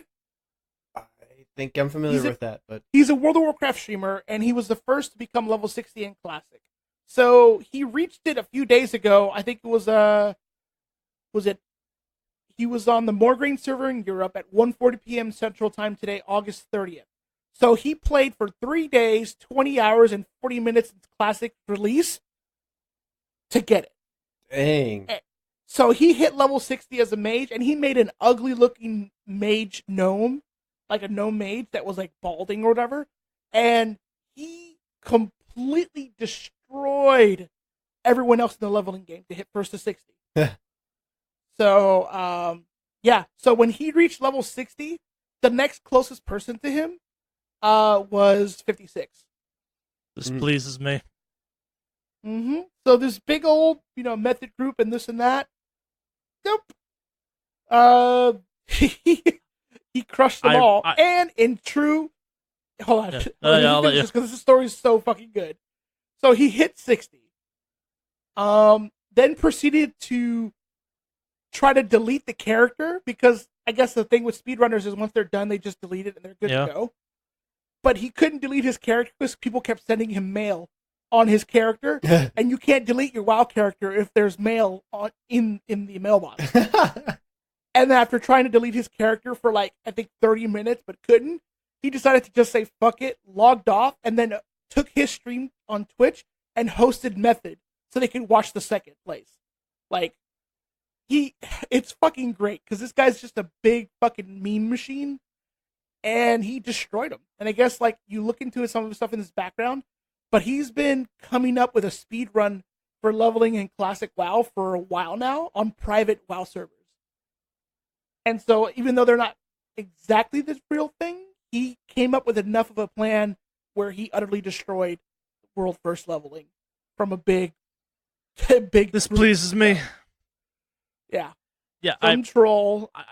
I really enjoy the fact that after all of the how the fuck are streamers going to impact WoW Classic and shit like that bullshit, it was some assholes I'm going to beat the streamers who did it. I really respect that. Nothing but respect for that guy. Yeah. In fact, he's streaming right now. And if I show you his Twitch channel, you'll see what I mean by the Remember, we are an audio podcast, so we can't show people anything. Yeah. But yeah. This pleases me. There's got to be so many streamers man, we were going to get that. And this guy's like, nah, classic WoW belongs to the solo assholes, bitches. Yeah. And it just also speaks to the fact that mages back in classic were so fucking good. Mages and warlocks. So there's So there was the guy who crushed World First Classic 60. And then I think yesterday in the afternoon, a European guild called Apes already has World First Classic Ragnaros kill. Nice. So that's also a thing. But yeah, and it's funny because people are like, "Oh my god, they got the first kill," and I'm like, I mean, if you think raiding in vanilla was fucking difficult, you don't know vanilla WoW. Vanilla WoW raiding was not fucking complicated. Like, and that's been out for 15 years. There's definitely strats out there on how to do this thing. So. I was gonna say, there's like shit you can look up on how to do those raids. Yeah, it's not. If it's especially the way it is now, there's nothing tainted on it. So it's not hard, and not to mention rotations back in the day were fucking simple. Like, you know the rotation for a mages on classic vanilla raiding? It's like 3 buttons, isn't it? 1, spam frostbolt. Right. All you do. Sometimes you polymorph something. Sometimes, yeah. Well, in a raid you can't polymorph anything. So, yep. Oh, you're a warlock? Hope you like dots. Shadowbolt spam. No, not even that. Because back in, I think in vanilla, oh right, they haven't buffed dots yet. That comes soon. Soon warlocks rise to prominency. Well, it's also an issue because back in the day, there was a cap on how many debuffs a boss would have. So putting dots on a boss would actually make your DPS lower overall as a guild or as a raid group because that debuff slot is being taken by something that doesn't buff the whole raid. Yeah. So dots are coming. All you would I think all you would put is like Curse of Elements. Curse of Elements, one of those two. Which I don't think is in the game anymore or something, but like, yeah, Curse of Elements. Oh no, it's coming. Like I remember when Curse of Elements got added. Like I think it's like it's either Curse of Weakness or Curse of Elements, but it's something you put on them, and that's all you do is maintain that debuff and spam fucking Shadow Bolt. So get that imp. Yep. So yeah, some fun classic WoW stuff is you already have people just crushing it. But doing how many night elves are dancing on mailboxes for gold? I need to know these numbers, Alex. I don't know, but I will say it's also been funny watching people level up because, like, in the starting zone for orcs, there is a scorpion you have to kill. Yep. People were literally lining up in like near the zone where it spawns and taking turns killing it so you can loot it because back then there was no shared loot or no shared looting or shared mob kills. It was if you tagged it first, it was yours. So you literally have a line of like orcs in like level 2 gear standing in line waiting to kill a fucking scorpion over and over and over. I've heard a lot of people are making the cross map track from like the undead starting zone and the orc starting zone just to do Duratar. Not Duratar, Mulgore, because it's less people. Yeah. No, it's insane. Yeah. Like, and then I guess the last thing I'll go into when it comes to all that stuff is just like the insane queue times. The whole thing with like waiting to get on and do your thing, but like, yeah. Let's close out the WoW topic by reminding you that we thought we wanted this and we didn't, and we weren't going to like it when we got it. Yeah, about that. Yep. So, oh wait, last update. Looks like there might have already been a world first classic Onyxia. Oh, cool. Yep. Yeah. No, classic WoW's just good. Yeah, job. Nax Ramus, I think, is when warlocks get broken. Okay. Yeah. That's gonna be a while because that was end of the vanilla experience. So maybe it's a little before that. Mm-hmm. I mean, they're still kind of broken because this is also during the time where there's no diminishing returns on CC, so you can keep something infinitely feared, or at least until you run out of mana. But yeah. So yeah, classic WoW. I don't think I have any other thing to touch other than like, let's see, insane queue times, world first, numbers on Twitch. I'm missing any? Oh, commercial. I talked about that. I think we covered all Even if we haven't, we need to move on. We have other news we need to get through, and we've definitely spent a lot of time on this. So let's burn through some of our fluffy pieces quickly. All right. CD Projekt Red got out there and has said that they are committed to making more Witcher and Cyberpunk games in the future. It's not clear exactly what that means because remember, Gwent was technically a Witcher game, and there was also that mobile. It was like a story expansion for Gwent. Most of what this means, though, is that the studio is capable of pursuing a dual development process, which means we won't go like 5 years in between major game release from them, which I like because I like their games. So far, they've made nothing but good games. I expect it's just an excuse to keep Keanu Reeves around.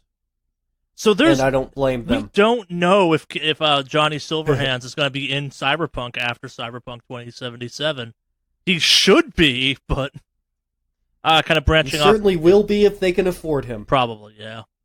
I think it all comes down to how well does Johnny Silverhands... Like, if Cyberpunk 27 does really well and Johnny Silverhands becomes, like, Keanu's next iconic character, like it becomes the trifecta of Nero, John Wick, and Johnny fucking Silverhands. Could have been for a fun year. I'm excited for that game. Kind of branching off the Cyberpunk news for a quick second. CD Projekt Red got out there and kind of... I'm going to call this the end to all the kind of ongoing controversy on this topic. Maybe controversy is the wrong word.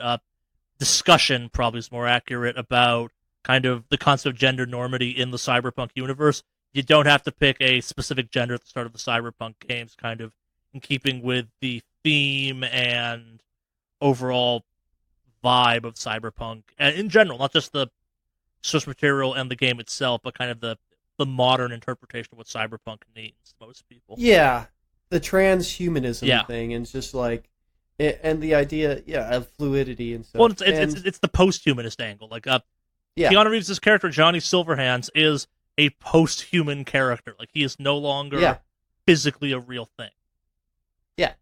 But, and I'm glad that they finally just said, you know what, let's lean into it.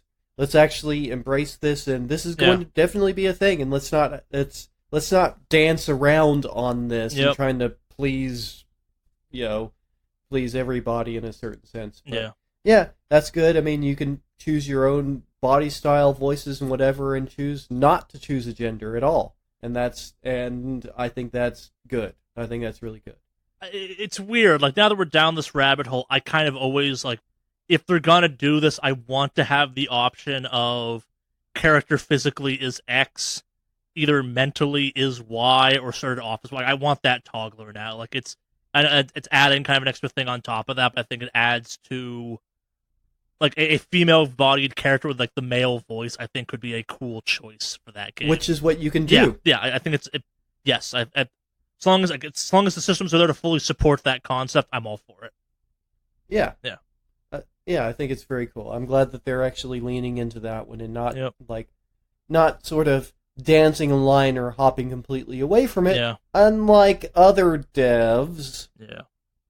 Before we move on, though, did you catch the deep dive trailer for that thing? No.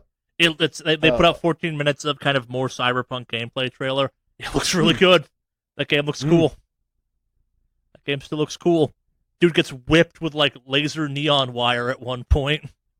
Oh, monofilament whips. Yep. It's like a long-range hack, too. You can, like, throw your port at people with that thing. Or grow them. Like, that's cool. That's neat. Yeah, they showed off kind of the heavy solo character versus, like, the Netrunner style character for that thing. And yeah, it's the thing they showed off at E3, and they showed it, like, they officially released it as part of Gamescom. It's neat. I will definitely have to check that out. It's very style. Yeah. Moving on from that. Valve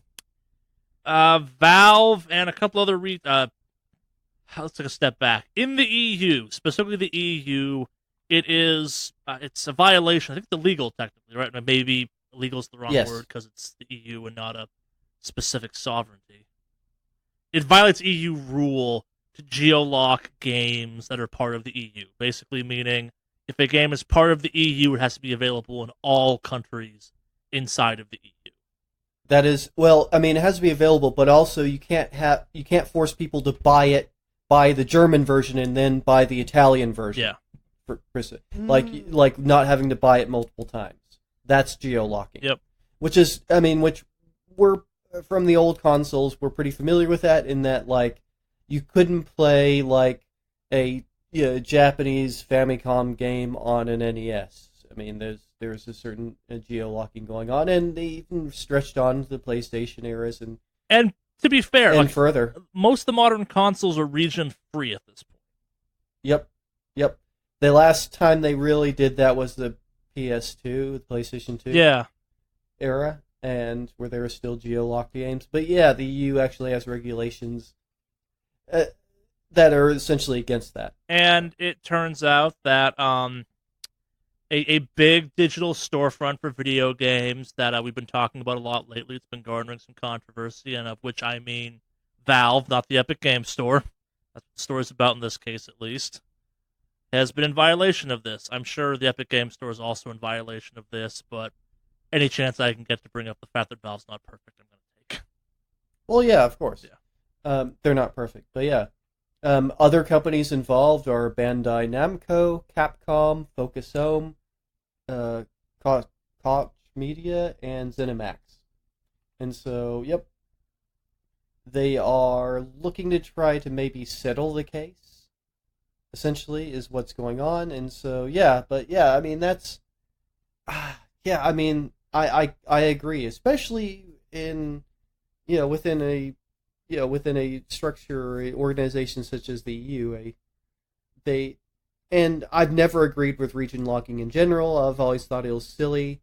It's like, I remember, alright, so like for my Saturn, I have a special just cartridge that slots in the back that allows me to fairly easily play. Yeah, it basically region unlocks it in a certain sense. And to do so for my Dreamcast, I had to use like a very, very sketchy boot disk to allow me to basically play any game from any region on the console. I miss back when the PS2 region hack was like a spring you wedged into the close top for the pop top PS2. It stopped the region locking from happening. Well, it allowed you end up having to hot swap. Yeah. Which it's not great for your CD drive, to be honest, like the hot swapping thing. But yeah, and that's what you had to do with the PlayStation 1 was, well, I mean, if you didn't use a mod chip. And the thing is, I mean, that's the thing, like, they've essentially gotten rid of a certain amount of pirating. We've been getting around this for decades. Literally. Yeah. I remember when the solderless mod chip came out for the PS2, and it's just like, yeah, just pop this sucker in, and now it's region free. It's like, why did we ever do this in the first place? But anyway, yep. Yeah. Valve's not perfect. Yep. Where to go next? Got some Destiny 2 news for you, because fuck it, why not? We're getting a battle pass for year 3. It's called the Season Pass. It's, generally speaking for the Destiny community, we're okay with this, so long as it works with cross-save. If not, we're not sure how we feel about it. I don't know if it's going to work. That's the problem a lot of people have. Like, it's unclear how this will work exactly, because we've already established, like, your content won't kind of transfer with you. The idea of this not kind of being a console-to-console or platform-to-platform thing, that might be a deal-breaker for some people, but also as someone who's slowly drifting into PC land as opposed to PS4, that's where I bought my Shadowkeep stuff for. I'm not sure I care that much. There's very much a wait-and-see aspect to this. Some people are a little upset about the fact that they are putting one of the new exotics as part of the path for this. I got kind of an asterisk I should have mentioned beforehand. There's a paid battle pass and a free battle pass. Everything on the paid battle pass is ultimately on the free battle pass. It just takes a hell of a lot longer to get to it. So, technically speaking, you're not locked out of content, and maybe that's how the cross-saving stuff will work, because it will credit itself back and forth. But you do get some kind of extra stuff out of the paid one right at the start. That becomes, I believe it's available farther down the path, but it's the only one people seem truly upset about is the exotic. Everything else is kind of cosmetic-y stuff that doesn't necessarily impact the game, and Bungie's already gotten out there and said anything on this table will be available kind of down the road at some point from general loot pools, which is nice. but not enough exists about this exactly just yet for us to have a meaningful conversation. Except, hey, Bungie put a battle pass in Destiny 2. Let's see how that plays out. Yeah. Apparently a lot of changes are coming to the next season as well. Yeah. So they put out a post on it that just this past week. The season in general is just going to roll out differently, and there's some actually different interesting stuff going on. All right, so apparently it's going to have a more predictable structure and unique activities for the seasons. There's going to be 4 seasons instead of 3, each 10 weeks long. And you can buy into individual seasons instead of an annual pass. They've talked about this previously. Like, you can now buy all Destiny 2 content piecemeal moving forward. Like, you're not committed to all of it. Like, if something seems cool, you can jump in. If something seems lame, you don't have to buy in necessarily to kind of keep your character going. They're working with the whole fact that it's now, free to play essentially. Only paid players will get access to certain things. Yep. So that just makes sense. Yeah. I mean, I'm not surprised by that at all. But yeah, it is. They're definitely considering the fact that it's now that it's free to play, the structure, needs a little bit of change. Yeah. And yeah, I mean that's pretty reasonable. Battle passes are very common with free to play games. After like Dauntless has a pretty okay one. Yep. Yeah, I think we'll all come down to, like, the one I always compare it to in my brain is Fortnite is account-wide. Like, no matter what platform you're on, you're making contributions to it. So long as they can make some system like that work, I think this is a non-problem for most people. I think if you find yourself being forced to buy multiple paid battle passes for it to kind of work the correct way, that becomes a problem because then you're restricting people on the platform of kind of choice. For me, also, this caused the problem of, hey, as someone who's playing their PS4 characters universally, should I have just bought all of my kind of expanded pass stuff for PS4 and then bought cheapy versions for PC, or the fact that I bought the fancy version for PC and may or may not pick stuff up for PS4 down the road? How exactly does that work? They've been real bad about explaining how that whole system, how that relationship's going to work. It's weird because the cross save for the most part works fantastically. It just kind of works and it's great. But yeah, I don't think they 100%. No, I don't think they either. That's both exciting and terrifying as a player. Yep. Yeah. Let's move on from that though to give an update on something we talked about last week. I'm not sure we gave them points for it, but we acknowledged the fact the developers of Ion Fury were fixing their game. They were taking some of the shit out and kind of not being shitty people. They have since backed down on that and claim censorship after a whole bunch of just bullshit review stuff happened. Yeah, fuck you a little bit on this one, Ion Fury. Way to give into the trolls. Yep. They're still donating to the Trevor Project. That's cool. Which is fine, but I mean, seriously, that's the thing, like, 3D Realms is still pretty much saying, yeah, the content was not approved by us, it's hands off on us, but we don't want to, and I think this is fair for 3D Realms to say, we don't want to force them into something, but we kind of will be.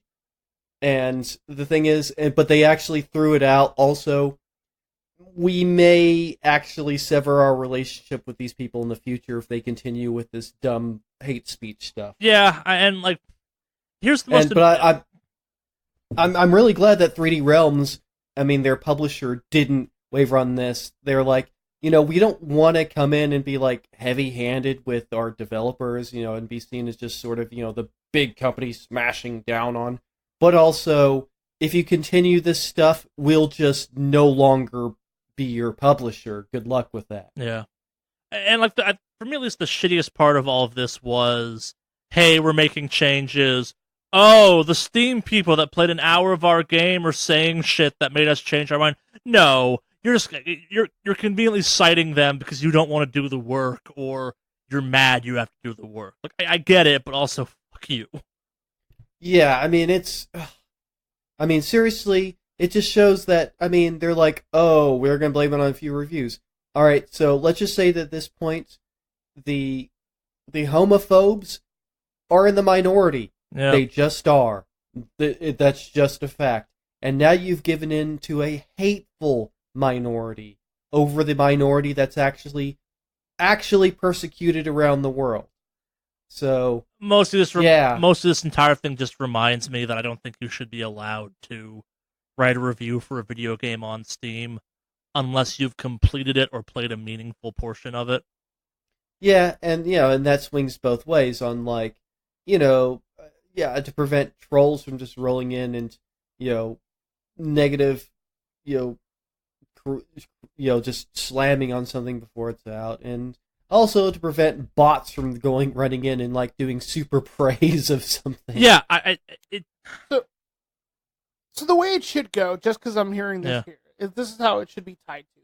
There should be an in-game achievement that every developer should put on there. And you can't comment about the game review post-release until you have that achievement.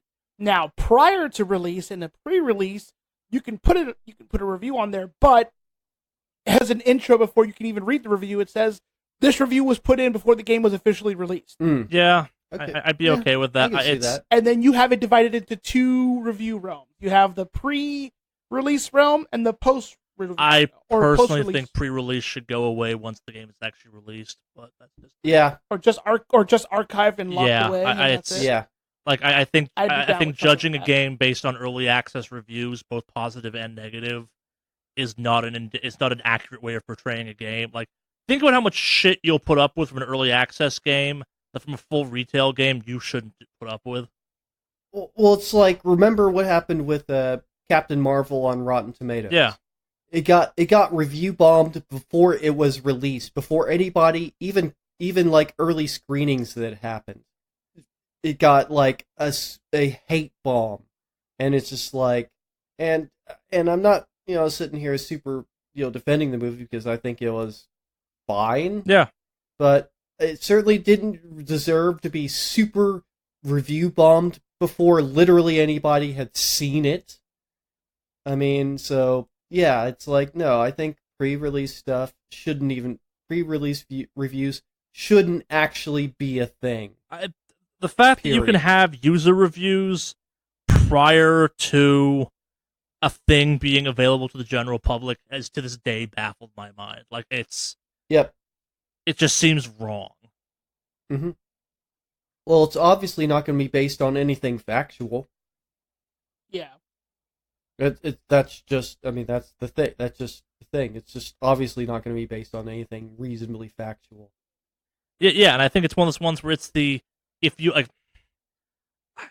on one hand, I believe everyone should have their chance to say a thing about a video game, but if you cannot demonstrate that you have played a meaningful part of a video game, I don't give a fuck about your opinion, and you should not be considered as part of a review. It's the number of times on this podcast we have used the qualifier of, I've played this game, here are my initial thoughts, but I don't have, I haven't played enough to give a meaningful kind of a breakdown of it kind of thing. That is us qualifying ourselves, and we will fully go back and correct ourselves. Alex's relationship with Battle for Azeroth, I think, is the perfect example of an evolving conversation as a thing evolves. Battle for Azeroth now, talking about it, is not a fair representation of Battle for Azeroth at the beginning, and vice versa. If you had a review from now should not be applied to the first 10 hours of Battle for Azeroth. And the first 10 hours of Battle of Azeroth are relevant, but also, if you're just talking about endgame, it's those first 10 hours are problematic, but this is what the endgame is. Well, it's I talked about, even more recent, when I talked about the bridge, it's I was well, I've only been through the first set of levels the first time I talked about it. Then the next time I talked about it, I said, all right, so I've played through a lot more of the game, and it's still with that game, it's still no, this is still a really good game. But yeah, I mean, that's, I think a lot of reviews should be qualified with that, and not enough are. I think, but I do see articles on Kotaku and such that are definitely all right, so we're 20 hours into this game, or these are my first impressions, and it'll literally be the title, First Impressions of, or, I'm now 30 hours into this game, and this is what I think. And if you looked at the Ion Fury stuff, it was people that had played like an hour of the game or something being like, 10 out of 10. I'm like, that's cool. I don't believe you. Yeah. And for me, like with my review of Cultist Simulator, it's like, I do like this on Steam. It does show how many hours you've played. It's like, I had played almost 5 hours of that game before I made that review. And so, and for a short play game like that, where it's like, it's only going to be maybe up to an hour and a half at most for like if you actually manage to beat it, I think 5 hours is pretty fair amount to give a game. Because that's the thing, I was willing to give it a chance and keep playing and keep trying at it, but but there again, it's like I didn't play it for 20 hours or whatever apparently, but in any case, I do like the fact that you can look at a Steam review and it says this person has played this game for this many hours, so you can take it with a grain of salt. Yeah, but most if somebody people has don't like look at 10. That's the problem. It's still not. It's that those factors aren't weighted into the overall review score of the game. No, they aren't. Yeah. No, they aren't. And that's Yeah. On to something fluffier. Yeah. Did y'all catch that NBA 2K20's My Team loot box system trailer? Holy shit! Tone deaf. Well, so I want to start this off by saying that loot boxes are totally not gambling, as much as this ad might make you think they are, because there was absolutely gambling in this trailer. If you've not watched it, let me break it down for you. The trailer showcases what I assume are either real or fake streamers going through the surprise mechanics for NBA 2K20's loot system, of which was definitely not a slot machine and definitely not a pachinko machine, and may or may not contain a shell game or roulette.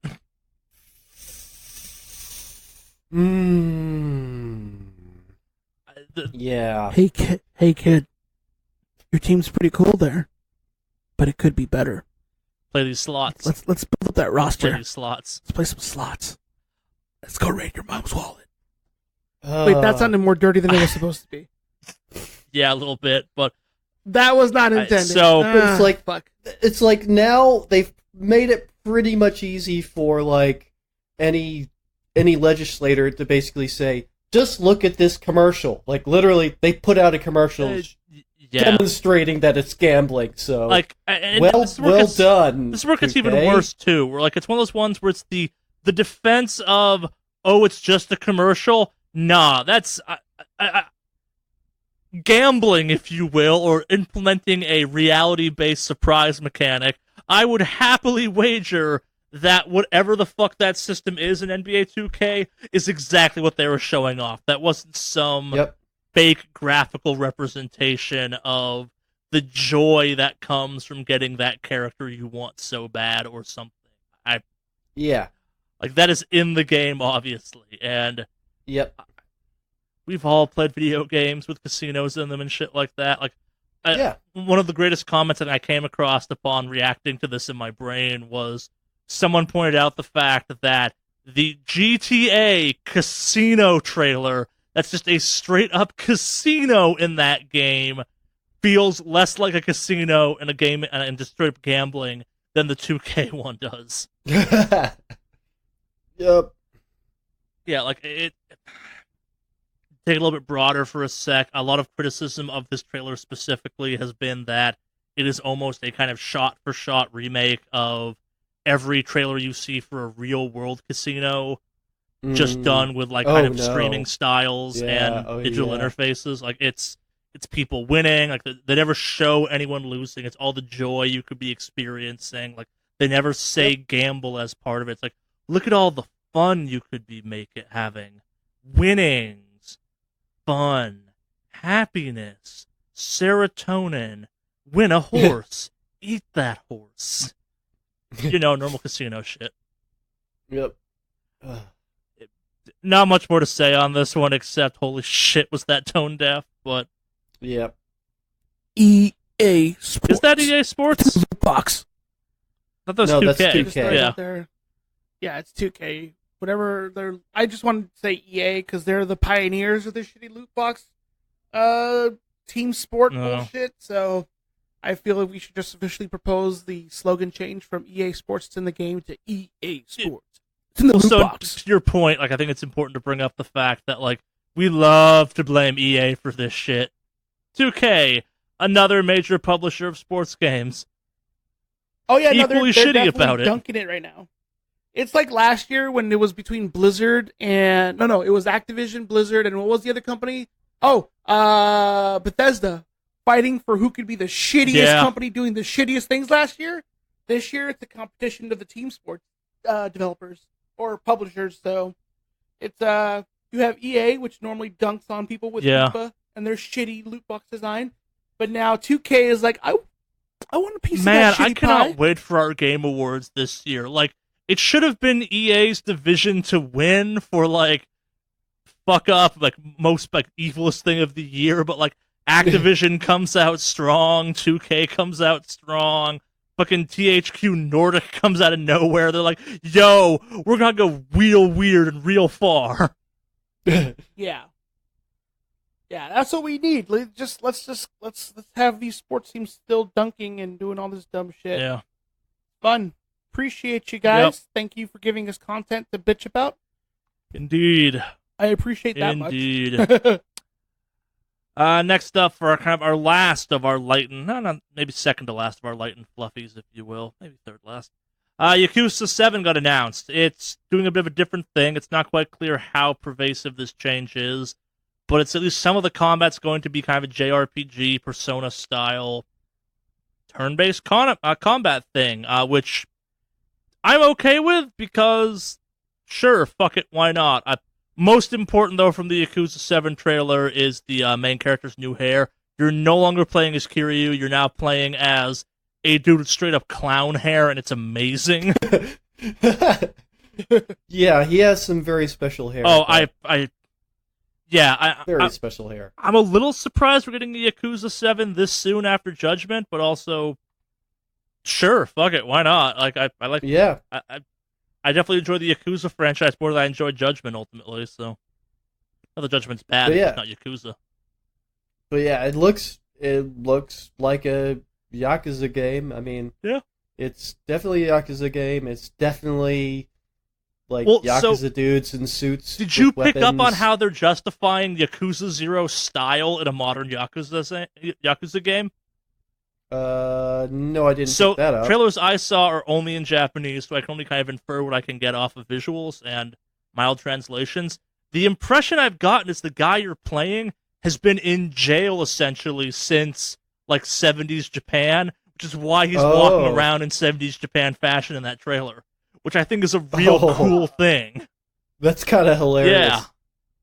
Like, in his game, based purely on what I was kind of capable of piecing together, it seems like you went to jail because honor and for the good of the gang, and the gang just totally fucked you over upon getting out, and, like, stuff has come out, and now you're, like, making your own gang, and, like, you're still, like, in flashy 70s style, which I am super okay with.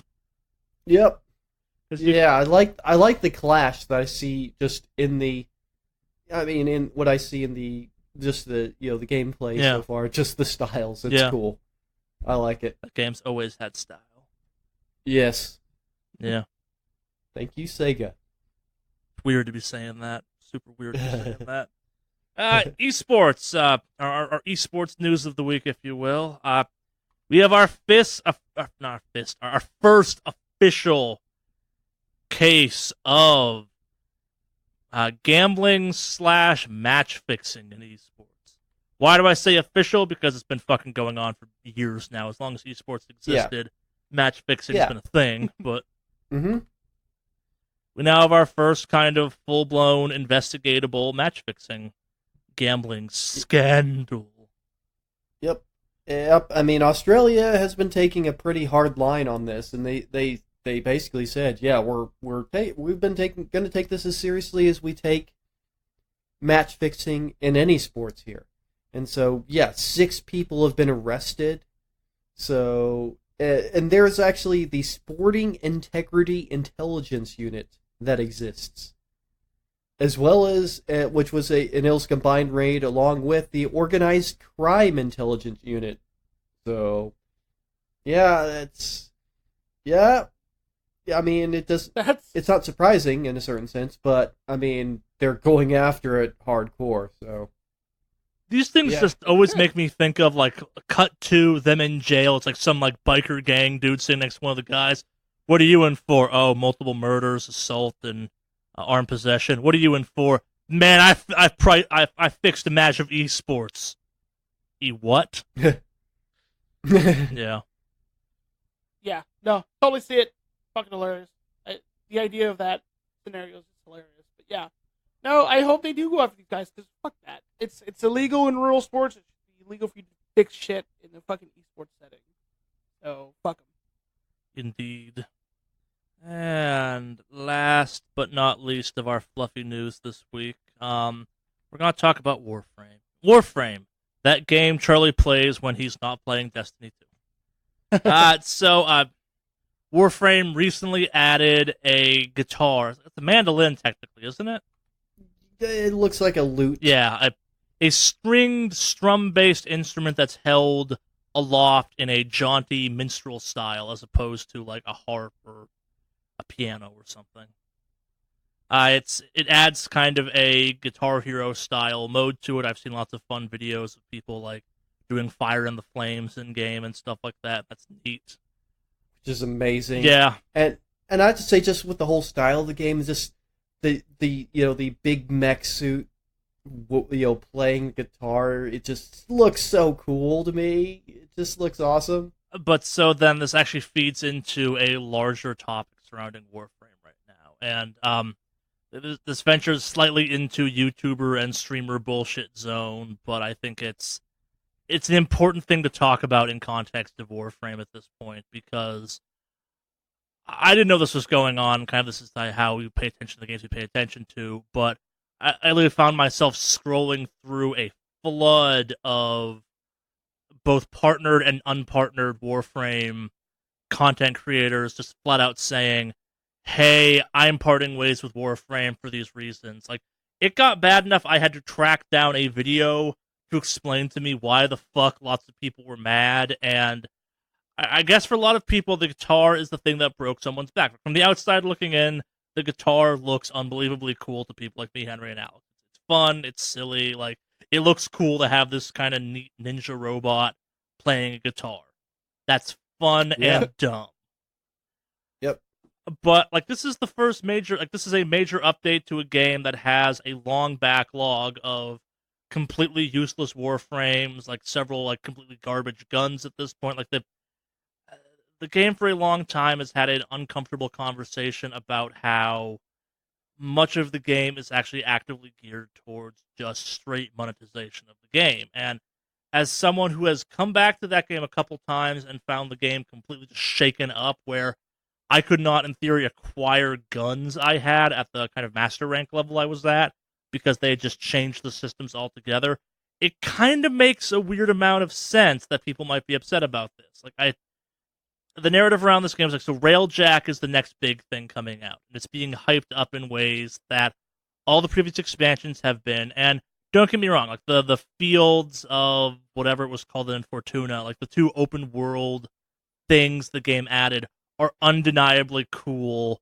but also they're just open world zones. If they have stuff, they're not doing anything Grand Theft Auto or Destiny 2 or kind of really any other game that's got a free roam aspect to a loot shooter kind of thing going on hasn't done prior. Like, hell, the From Ashes game I'm playing right now, despite having relatively kind of pathed off areas, still occasionally feels more free roam than those games do, because the world feels a little bit more alive, but also because it's kind of corridor-esque nature, feels more directed. It's fascinating to follow Warframe, I guess, for me, because that's a game that like seems to run extremely hot or cold its community, and it's got a surprisingly toxic community that's both unbelievably welcoming and very quick to just jump on the hate train the moment anyone kind of criticizes that game, which means we might get some fun email next week. Yeah. It's for me, it's one of those weird ones. Like, the guitar seems to have been the breaking point for a lot of hardcore fans of that franchise, that all they want is new content. Like, as cool as we thought that Warframe fighting game thing they added, or the Dog Days, which was like a beach party thing, that's fun, silly stuff, but at the same time, like, if that was the first major thing you'd added to WoW in like 4 months or something, when you had like a bunch of big problem things going on in the background still, like, if a bunch of classes in WoW were still broken and they kept adding more classes every update and weren't really readjusting any of the existing stuff that people had paid for, bought into, had collected, or whatever, that would indeed suck. And yeah, it's really weird, because Warframe seems to be going through some of the growing pains Destiny 2 did at launch of Destiny 2, which was enough to kind of make me stop playing Destiny after playing way too much Destiny 1. And it seems to be kind of having that same effect on a bunch of people that have been making like their livelihoods off of Warframe. And like, the weirdest thing for me is that almost all of these I'm quitting Warframe videos bring up Remnant from Ashes. So apparently that game appeals to Warframe people. So if you're thinking about quitting Warframe, go check out that game, I guess.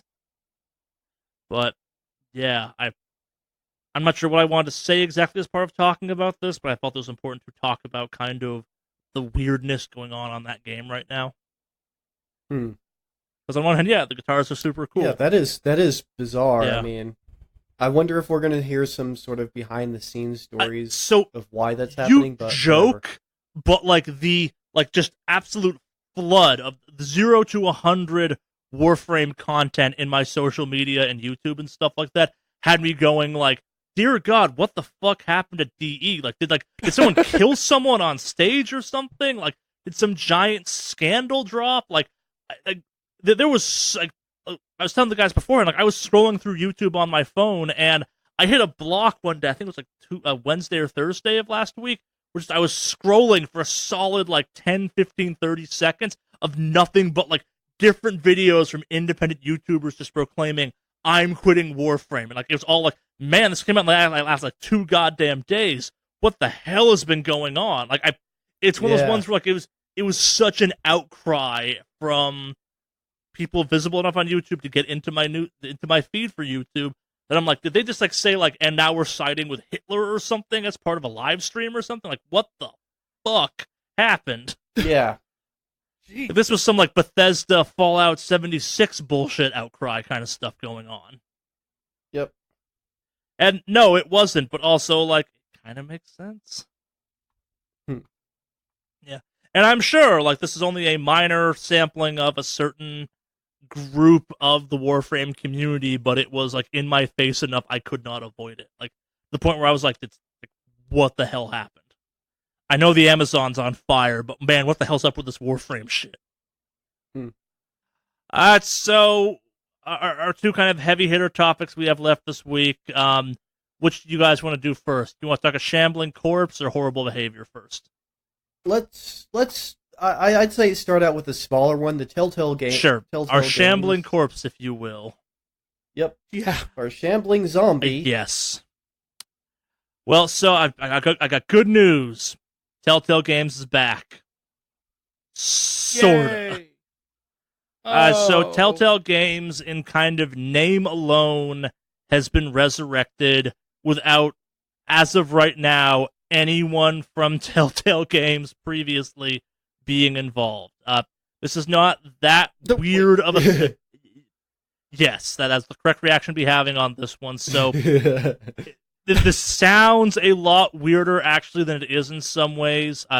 This is akin in some way. This is akin. Like, this is kind of what happened with THQ Nordic. The name THQ is an important name in video games. It has history, it has weight, etc., etc. And when THQ was going out of business, Nordic Games swooped in and bought the name THQ. That's essentially what's happened in this case too, where it's like the idea behind buying Telltale Games is to continue publishing the backlog of Telltale Games for as many as the company's capable of purchasing. So there's no break in continuity. It's no longer like The Wolf Among Us, a Telltale game presented by super rad, awesome game devs.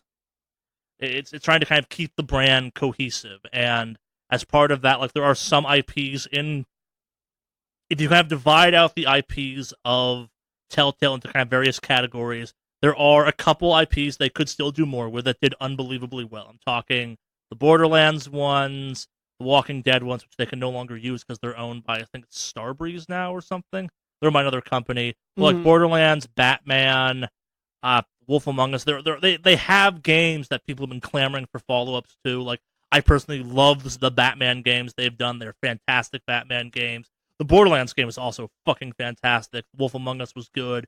But, like, maybe don't bother with licenses for, like, I don't know, Guardians of the Galaxy or that Minecraft thing again. Those were bad. But, yeah.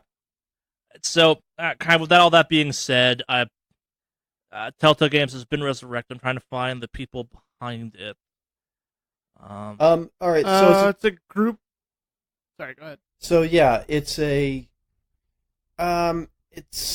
company. All right. So one of the main kind of people behind it was at least one person who's kind of just all right. So one of the companies is a subsidiary of a Chinese holding company, who's a shareholder and a publishing partner. And so that's the main actually like sort of the funding behind it. Yeah, and I believe that the people that bought the majority of the Telltale Games rights at this point. Yeah, like as part of that, there was a big sell-off, and they were gobbling up those options essentially. Yeah. Oh, one thing I also did hear about it is they are trying or considering to hire back some of the people who used to work, so that's where but only on a contract basis without any of their part. Previous benefits, and none of the it's like, welcome back, except we're not going to give you anything that you used to have. Yeah, so that kind of goes back to the in-name alone aspect of things. There has been some talk about trying to bring back some previous Telltale people, which this has got to be complicated for, because in theory you could come back and be a Telltale employee, which, free of some of the toxins that seem to plague that studio. I've referenced them before. There's a fantastically researched YouTuber out there, this one called Death of the Games, or Death of a Game. Yeah. And he has a fantastic breakdown of what happened at Telltale that I'm sure there's extra nuance to it in the real world, but like if you're looking for the story of why Telltale is no more, that it's probably a great kind of 17-minute resource to understand the story there. But like it's gross mismanagement, it's ego, it's kind of a shell game going on where they would sign projects to keep the company going on. Where basically the approach was, if we keep getting money to do projects, we can use that to pay employees for stuff they're already working on, which I'm not sure it's illegal, but it's a real bad business strategy. Yep. Because if something falls through, you fucked. But, yeah. She'll have to wait and see on this one. So, on to our big topic, which, yeah. So, this past week, we just basically had the video game Me Too movement. I feel that's been going on. Like, I think the Riot thing has been part of that. Like, we've had another round, I guess, of it. Like, I'm not trying to say this hasn't been an ongoing topic, and people have not been making strides, both positively and negatively, on this topic. But we had a variety. Oh yeah, I think it's like we have 4 instances? No, 6. Oh, 6. Sorry, I missed a couple then. Ooh. Yeah, all came out this week. Yeah. And so, essentially, I mean, if you didn't kind of get what we're saying is, so basically, sexual harassment, sexual misconduct. Several kind of prominent people in the video games industry have been accused, and in many cases, corroborated by multiple people reporting on it. So as far as I can tell, the first one that kind of started the newest sort of stream was, Natalie Lawhead, who basically did a retelling of her rape and called out her rapist, and she identified Jeremy Soule. I don't know how to pronounce his name. Doesn't matter. he worked on Bethesda. He's a musician that worked, composer that worked on the Elder Scrolls franchise. So all that music is kind of his, and then lots of other games. But yeah, she went into pretty obviously very disturbing detail onto how that all went on and how absolutely awful it was, and it's just like, and it just the description of it all is just awful. It just blows me away, and it's terrible. Yeah. And so that kicked off. Well, so and this is where the story gets kind of strangers, maybe the wrong, but more nuanced. So the initial accusations are like 11 years old at this point. Yeah. Which were then kind of further, not corroborated with, but like an additional set of accusations that are far more current. Were then kind of inspired by, maybe motivated or kind of aided by this being out there by another woman who's now come forward since then. Add kind of onto this. Yep. So yeah. So this makes 2 people that have accused Jeremy Soule. Yeah. And so yeah. So that's vocalist. Airly Brighton. Is the second person to accuse Jeremy Soule, and God, the whole story is just like a horror show. But it's like it plays out like a lot of cases like this. So I mean, I kind of don't doubt it at all. I mean, it just sounds like, this sounds horribly familiar, horrifying familiar with the way this played out. And just but yeah, but that was sort of the, that started it off, and so it gave, I mean, that's the thing. It gave some other people, some other women in the industry, and other people in the industry the kind of, I guess, a sort of support, a feeling of support, of solidarity, of like, to share their stories and to bring out in the open and to call out these fucking assholes, these gross fucking assholes. And so the next thing that came up was Zoe Quinn, who we know as being the target of harassment by Gamergate fame, if you will. Yeah. Infamy, maybe is the right word. Yeah. And so she is accusing Alec Holowka.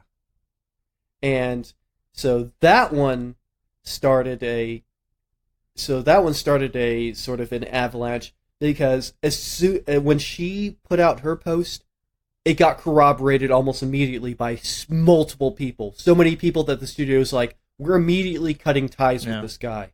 Like, immediately cutting ties with him. And this is a developer, there again, another developer who's, pretty famous, like, made some major games, but yeah, the studio's like immediately like, all right, we just got like 10 more reports in because of this. We're out. And yeah. So and you're out. Unfortunately, good on them on taking it seriously, and then essentially, but yeah, it's horrifying that they took her coming out for the multiple other reports coming out. That's what breaks my fucking heart, is the fact that it kind of had to take somebody putting themselves, especially somebody that has been attacked so often as Zoe Quinn has. And we're definitely kind of now gearing up for another round of Gamergate. Her to put herself in the spotlight like that again, and to bring it out again. Yeah. But yeah, at least the team is, the team immediately is like, yeah, we're horrified by this, and we're immediately cutting ties on this one. So this story with the Alec guy takes an even more crazy twist. Apparently he killed himself. Wait, what? What? When did that happen? Oh shit! Today. Actually, he killed himself. Oh yeah, okay, I'm looking at it now. Holy crap, yeah. So that happened. That took a real interesting twist. Yeah. So, yeah, that whole night in the woods, crazy, like the whole shit with Zoe Quinn. I was looking through the article on it, and I'm like, wait a minute, what the fuck?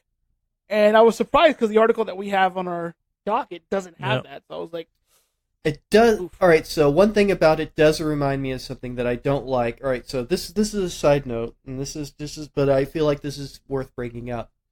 So, because it came up also in a big way when it came to the guy that used to be with again, I don't even want to actually mention it again. But in any case, when other people will come out to defend the person that did the attacking thing and being like, he never did anything to me, he was always nice to me.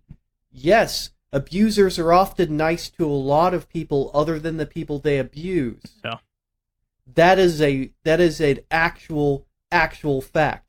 That a lot of these very abusive people generally didn't abuse literally everybody they knew. That's one of the reasons they were able to get away with it for so long. It's often a targeted system.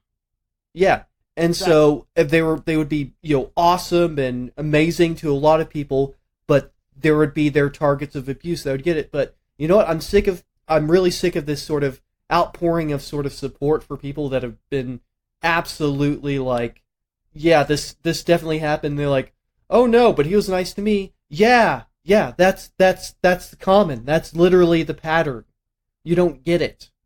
But that's basically what's happened here with Alec as well. It's like his sisters come out like, oh, he was a great person, this kind, wonderful person that was also abused. You know what? Being abused doesn't give you a fucking license to abuse other people, you piece of fucking shit. It doesn't. It just fucking doesn't. Fuck you, fuck you, fuck you. Lots of people on this earth have been abused. Lots of people and the vast majority of them don't go on to abuse other people because of how fucking horrible it was. So that's not an excuse, but B, it does. Just because they were nice to other people doesn't mean that they weren't secretly a fucking monster. So, yeah. But I just had to speak on that because I see this already happening with him. And I get it that, that some of the people that knew him, that the fact that he's committed suicide will be sad, especially the people that, it would be the people that he didn't abuse will be sad and be wondering why. But it's like, no, this guy had like multiple people reporting in on him in the end. And so, yeah, you treat people that shitty. I mean, don't expect my sympathy. Just don't. And don't, and I hate all these people. Oh no, he was nice to me. Yeah, that's the pattern. That's how it works. That's how people get away with it for years. But I didn't. But that's my commentary on that. Just very quickly looking up what happened there. But yeah. So, but yeah, that's in what we're talking about is still only the tip of the iceberg on the amount that came out this week. So, Mina Veneer, of Black Force Games, brought back a thread she had talked about a year ago, but now she's actually named her assailant. And so, and it's because, and this one, and Mina Veneer in particular came out and said, yeah, it's because these other people coming out and telling their stories have given me the courage to come out and name my accuser. Yeah. Oh yeah. Okay. So another person that's gotten caught up or gotten accused, Alexis Kennedy. Why does that name sound familiar? Who multiple against Alexis Kennedy, worked on Fail Better Games and against Weather Factory, worked with both of those studios. Mm-hmm. Basically, she tweeted to basically talk about, me and other people have also said this, and now, and in that case, another person, Olivia Wood, has now backed up those claims, saying that she experienced very similar predatory behavior. So, Emily Short, another person. So that's that's three people now that are accusing Alexis Kennedy of predatory behavior, sexual harassment, sexual assault. And so, of course, he denies those allegations, says, oh, they were fully consensual relationships. Yeah. No, doesn't sound like it. Well, all right, so so one is a surprise. 2 is thought-provoking. 3 is a pattern. And we also have to throw down the kind of disclaimer here, which these are all allegations, and we are not full-time reporters. We can only go on what we can find on the internet. Yes. Yeah. And what we can kind of infer based on our own judgment. Yeah. Yeah. And I'm not condoning any of these actions, but I will say it is also guilt or innocent until proven guilty. Yeah. Yeah. Okay. Not to say that it's not wrong and that there should be some sort of investigation. Like, there absolutely should, and there should be some consequences if they're found guilty. But yeah, we're going off of what we have reported, and so legally it's innocent until proven guilty. All right, so more Alchemy Labs marketing director Autumn Rose Taylor has reported accusations of sexual harassment against Oculus co-founder Michael Antonov. And that was a one in particular case. But that one got corroborated there again. Yeah. It's like another person came in. A lot of these were very fast to be corroborated. That's kind of the that's the most damning part of this. Like, it's, I don't think none of these are sole accusations as far as I can tell. They all have at least one other person stepping up to add on to an accusation. Yeah. So the next one against Michael Antonov was Katie Kiranis. I butchered that name. I can't say it correctly. Previously worked at Oculus and is following up. Yeah, she was like, "Yep, that was also what happened to me." Florence Dev lead Tony Cocoluzzi. Tony Cocoluzzi has accused Ken Wong, creative director at Florence Developer Mountains, of emotional abuse towards developers working at his studio, particularly junior developers, including Cocoluzzi himself. Abuse, whether sexual, emotional, physical, or verbal, should never have a place in a professional environment, tweeted Cocoluzzi. So, and then this case, the person in particular admitted to it and have issued a public apology. So Ken Wong has issued a public apology for the pain and hurt he inflicted and admitted there are a lot of things I should have done better. I'm truly sorry for the pain I caused, hurt I caused, and he's carried with him since. Yep, this was my failure as a leader, as a co-worker. So, at least in this case, this is the only case that so far where the person has actually admitted to it and has put out a public statement. And a lot of the stuff broke on like Thursday, Friday of last week, so maybe the week following this. This was a flood. Yeah, I'm sure we'll hear more about this in the upcoming week or so. It's unsurprising that it's taking place in any industry. I mean, it's like people who, and this is, all right, so I'm just going to throw this out there. People who like that, they say that feminism isn't needed anymore. It's everything's equal now. Women have everything. It's all fine now. Is it, though? And the people who act like sexual harassment in general isn't a thing. Is it though? Is it done though? No, obviously not. And it's not going to happen.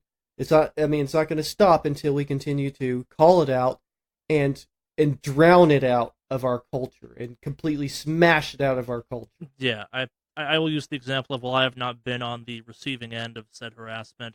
I work in an industry that is, I don't want to say rampant with it, but like it's a bit of a known problem occasionally, and it often kind of circles around large personalities in the industry, unfortunately. Yeah. It's like, I don't work in video games. I work in an industry that typically people think of as like exceedingly family friendly, and it's not a shit happens, but like shitty people are kind of everywhere to a certain extent, and like you have old guard and you have a variety of people that are insecure, and there's a whole variety of causes to these instances that you would not expect in X, Y, or Z industry that totally are there, unfortunately. Like, this isn't a video game thing, this isn't a feminism thing, this is just a societarial issue at this point that's easier to ignore and look away from and act like doesn't exist than kind of deal with the fact. Like I think I kind of to a weird top place for a quick second here. Like the fact that we have talked about how Borderlands 3 is now kind of a maybe not political decision on its purchaser part, but definitely something you should be aware of and think about kind of in context to what that game is now in the broader spectrum of things. Like, you are technically, you are funding Randy Pitchford being Randy Pitchford. Maybe not directly, but, like, you are, for better or worse, buying into support, whether you intend to or not, because you just want to play a video game of a larger topic kind of thing. It's, for better or worse, video games have now arrived at the point where it's not just about, do you like this game? Like, we talked about Ion Fury earlier, where, like, that developer will not make a game I will probably ever buy ever again. Like, fuck. I thought about buying Ion Fury out of pure curiosity and stopped myself because I don't want to be part of that at this point. Like, and I'm lucky enough to have the kind of luxury that I can do that. And, like, if for whatever reason you were really looking forward to Ion Fury, A, Y, B, supporting that game is now a choice. It's not just a choice about whether or not you're buying the game. It's a choice about, now you know about the bullshit surrounding it. Are you okay with that or not? And you don't get, and like, yes, you get to pick and choose when you are or aren't, but you also don't, because if Ion Fury does really well, they'll make an Ion Fury 2. And like, well, we have to stay what made Ion Fury 1 good. We have to stay true to the Ion Fury brand, which is problematic. Yep. Yeah, I mean, in a certain sense, I want, more of these stories to actually be brought to the public light and be properly investigated, and and there for the consequences. But of course, I still remain absolutely horrified that when I actually read the stories and I hear about them, and it just, yeah. I mean, all right. So what I was trying to think about earlier was, like, when Chris Hardwick got accused of it by somebody who used to date Chloe Dykstra, and and then his sister and, like, his current spouse both came out and, like, full support, like, oh no, he's never done this to us. Yeah, that's cool. Yeah, that's nice to hear. I'm glad that you're not getting it now. I mean, I am glad of that, but that doesn't mean he didn't do it before, because that's how abuse works. They don't abuse literally everybody I know. They know that's way less common than the person who only has a target of their abuse. So, yeah, I mean, I salute the bravery, because it's not like the people coming forward, they're not getting anything out of this. And that's in fact, they're making their lives worse with some frequency. Like, with some frequency? No, with every single time. It's like they immediately become the target of abuse, of online and even offline abuse. Yeah, the fact that Zoe Quinn would put herself back in the spotlight for this a second time, like, knowing what happened to her last time, like, that's she didn't impressive. gain anything from it. Yeah, that certainly didn't help her. Yeah, I mean, it definitely hasn't gone away either. And that's the thing that kind of makes me more likely to believe, especially the stories where there's multiple people coming out against the same person, that these aren't people that are gaining anything from it. They're not, like, they're gaining the type of fame that they don't want. I mean, and it's not pleasant to talk about these things. It's not. It's not pleasant to talk about trauma and tragedy, your own trauma and tragedy, and it's certainly not making them money. They're not making big money. They're not getting. There's no fame or notoriety to be gained off this. Just extra. Not any good. Yeah, nothing good. And so, yeah. I mean, I'll just say I salute their bravery in coming out with these stories. I mean, because obviously, as we saw here, one person being brave about it caused an avalanche of people willing to tell their story. That's what happened, last year with in Hollywood. It's like one story, and then everybody else just finally feels empowered to finally tell their story. That's usually ignored and has been ignored for just way, way, way, way, way too long. Yeah. That's going to do it for news this week, if we're comfortable closing it out on that note. Yeah. Yeah. I don't know if there's any comfort. Comfort's probably the wrong word, yes. If we feel we've said what we need to. But Yeah, comfort's definitely the wrong word on that one. We have no emails this week, unfortunately, but if you wanted to send us an email in response to anything we've talked about, or just general questions or idiocy, or you saw a cool-looking hat you want to send us a picture of, how would you go about doing that, Alex? It's very simple. You would go ahead and pull up the client of your choosing for email, and the address you would type in to send it would be wickedawesomecast@gmail.com. What's that email again, Henry? That is wickedawesomecast@gmail.com. wickedawesomecast@gmail.com. So as it sounds, down in the show notes, etc. I'm going to throw out the blanket disclaimer this week of, if you have something constructive to send in, cool. If you just want to flame at us, I will probably block you. Just throwing that one out there. Yeah, the people listening to this podcast have been really good about the stuff they send in being constructive, or just kind of being We have fantastic listeners, honestly. And as always, please tell your friends if you think they might like us. But yes, I've been ongoingly impressed by how we've talked about some controversial stuff on this podcast, and no one's wrote in to be like, you're wrong because bleh. Yeah. I mean, polite disagreement is what we've gotten. Not flame. Yeah. So thank you for that. Thank you so much we for that. We appreciate conversations, not being flamed at, for lack of a better phrase. But yeah. Anyone got anything they want to say before we close it out for this week? You can catch me streaming on twitch.tv/MaveOnline, mixer.com/MaveOnline, facebook.com/MaveOnline, gaming.youtube.com/MaveOnline, and on social media as MaveOnline. Now that I'm up and running, you'll see some WoW stuff, of course, but definitely we'll be seeing some Destiny. Do you want to say the John Wick quote? People keep asking me if I'm back. People keep asking me if I'm back. I have returned, guys. Is that it? No, it's not. But I'll fuck it. Why not? That's the very Alex version of a John Wick quote. It's like you'd be in some bar fight and you'd be like, people keep asking me if I'm back, and I guess I am. Yep, I'm back. Yeah, unicorn suit. I have returned. For better or worse. Anything from you, Henry? You can catch me as Kraken0 on social media. That is on Instagram and on Facebook. That is ZER0. And as Nomad Har on Twitch. And I still haven't been really streaming. I'm still trying to figure out what my schedule should be and what I'm going to stream. But in any case, that's how to keep track of what I'm doing when I actually bother to post. Yeah. And I'm not sure if I've ever actually mentioned my stuff on this thing ever. Most of my social media is still MORD4K, because changing it over has been a pain in the ass. But all my gaming stuff now is MORDAK Undivided, because I made that change. If you like dog photos, follow my Instagram. That's about the thing I update at this point. They are some of the best dog photos ever. I have a great photogenic dog. Yeah. Adorable. Yeah.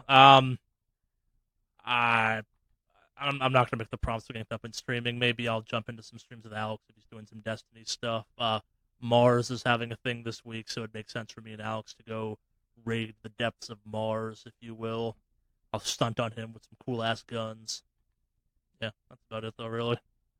Marriage is getting in the way of. Planning a wedding is a giant time consumption that keeps me from running Cat 6 out to my garage, because A, it's fucking hot out, and B, Cat 6 is expensive.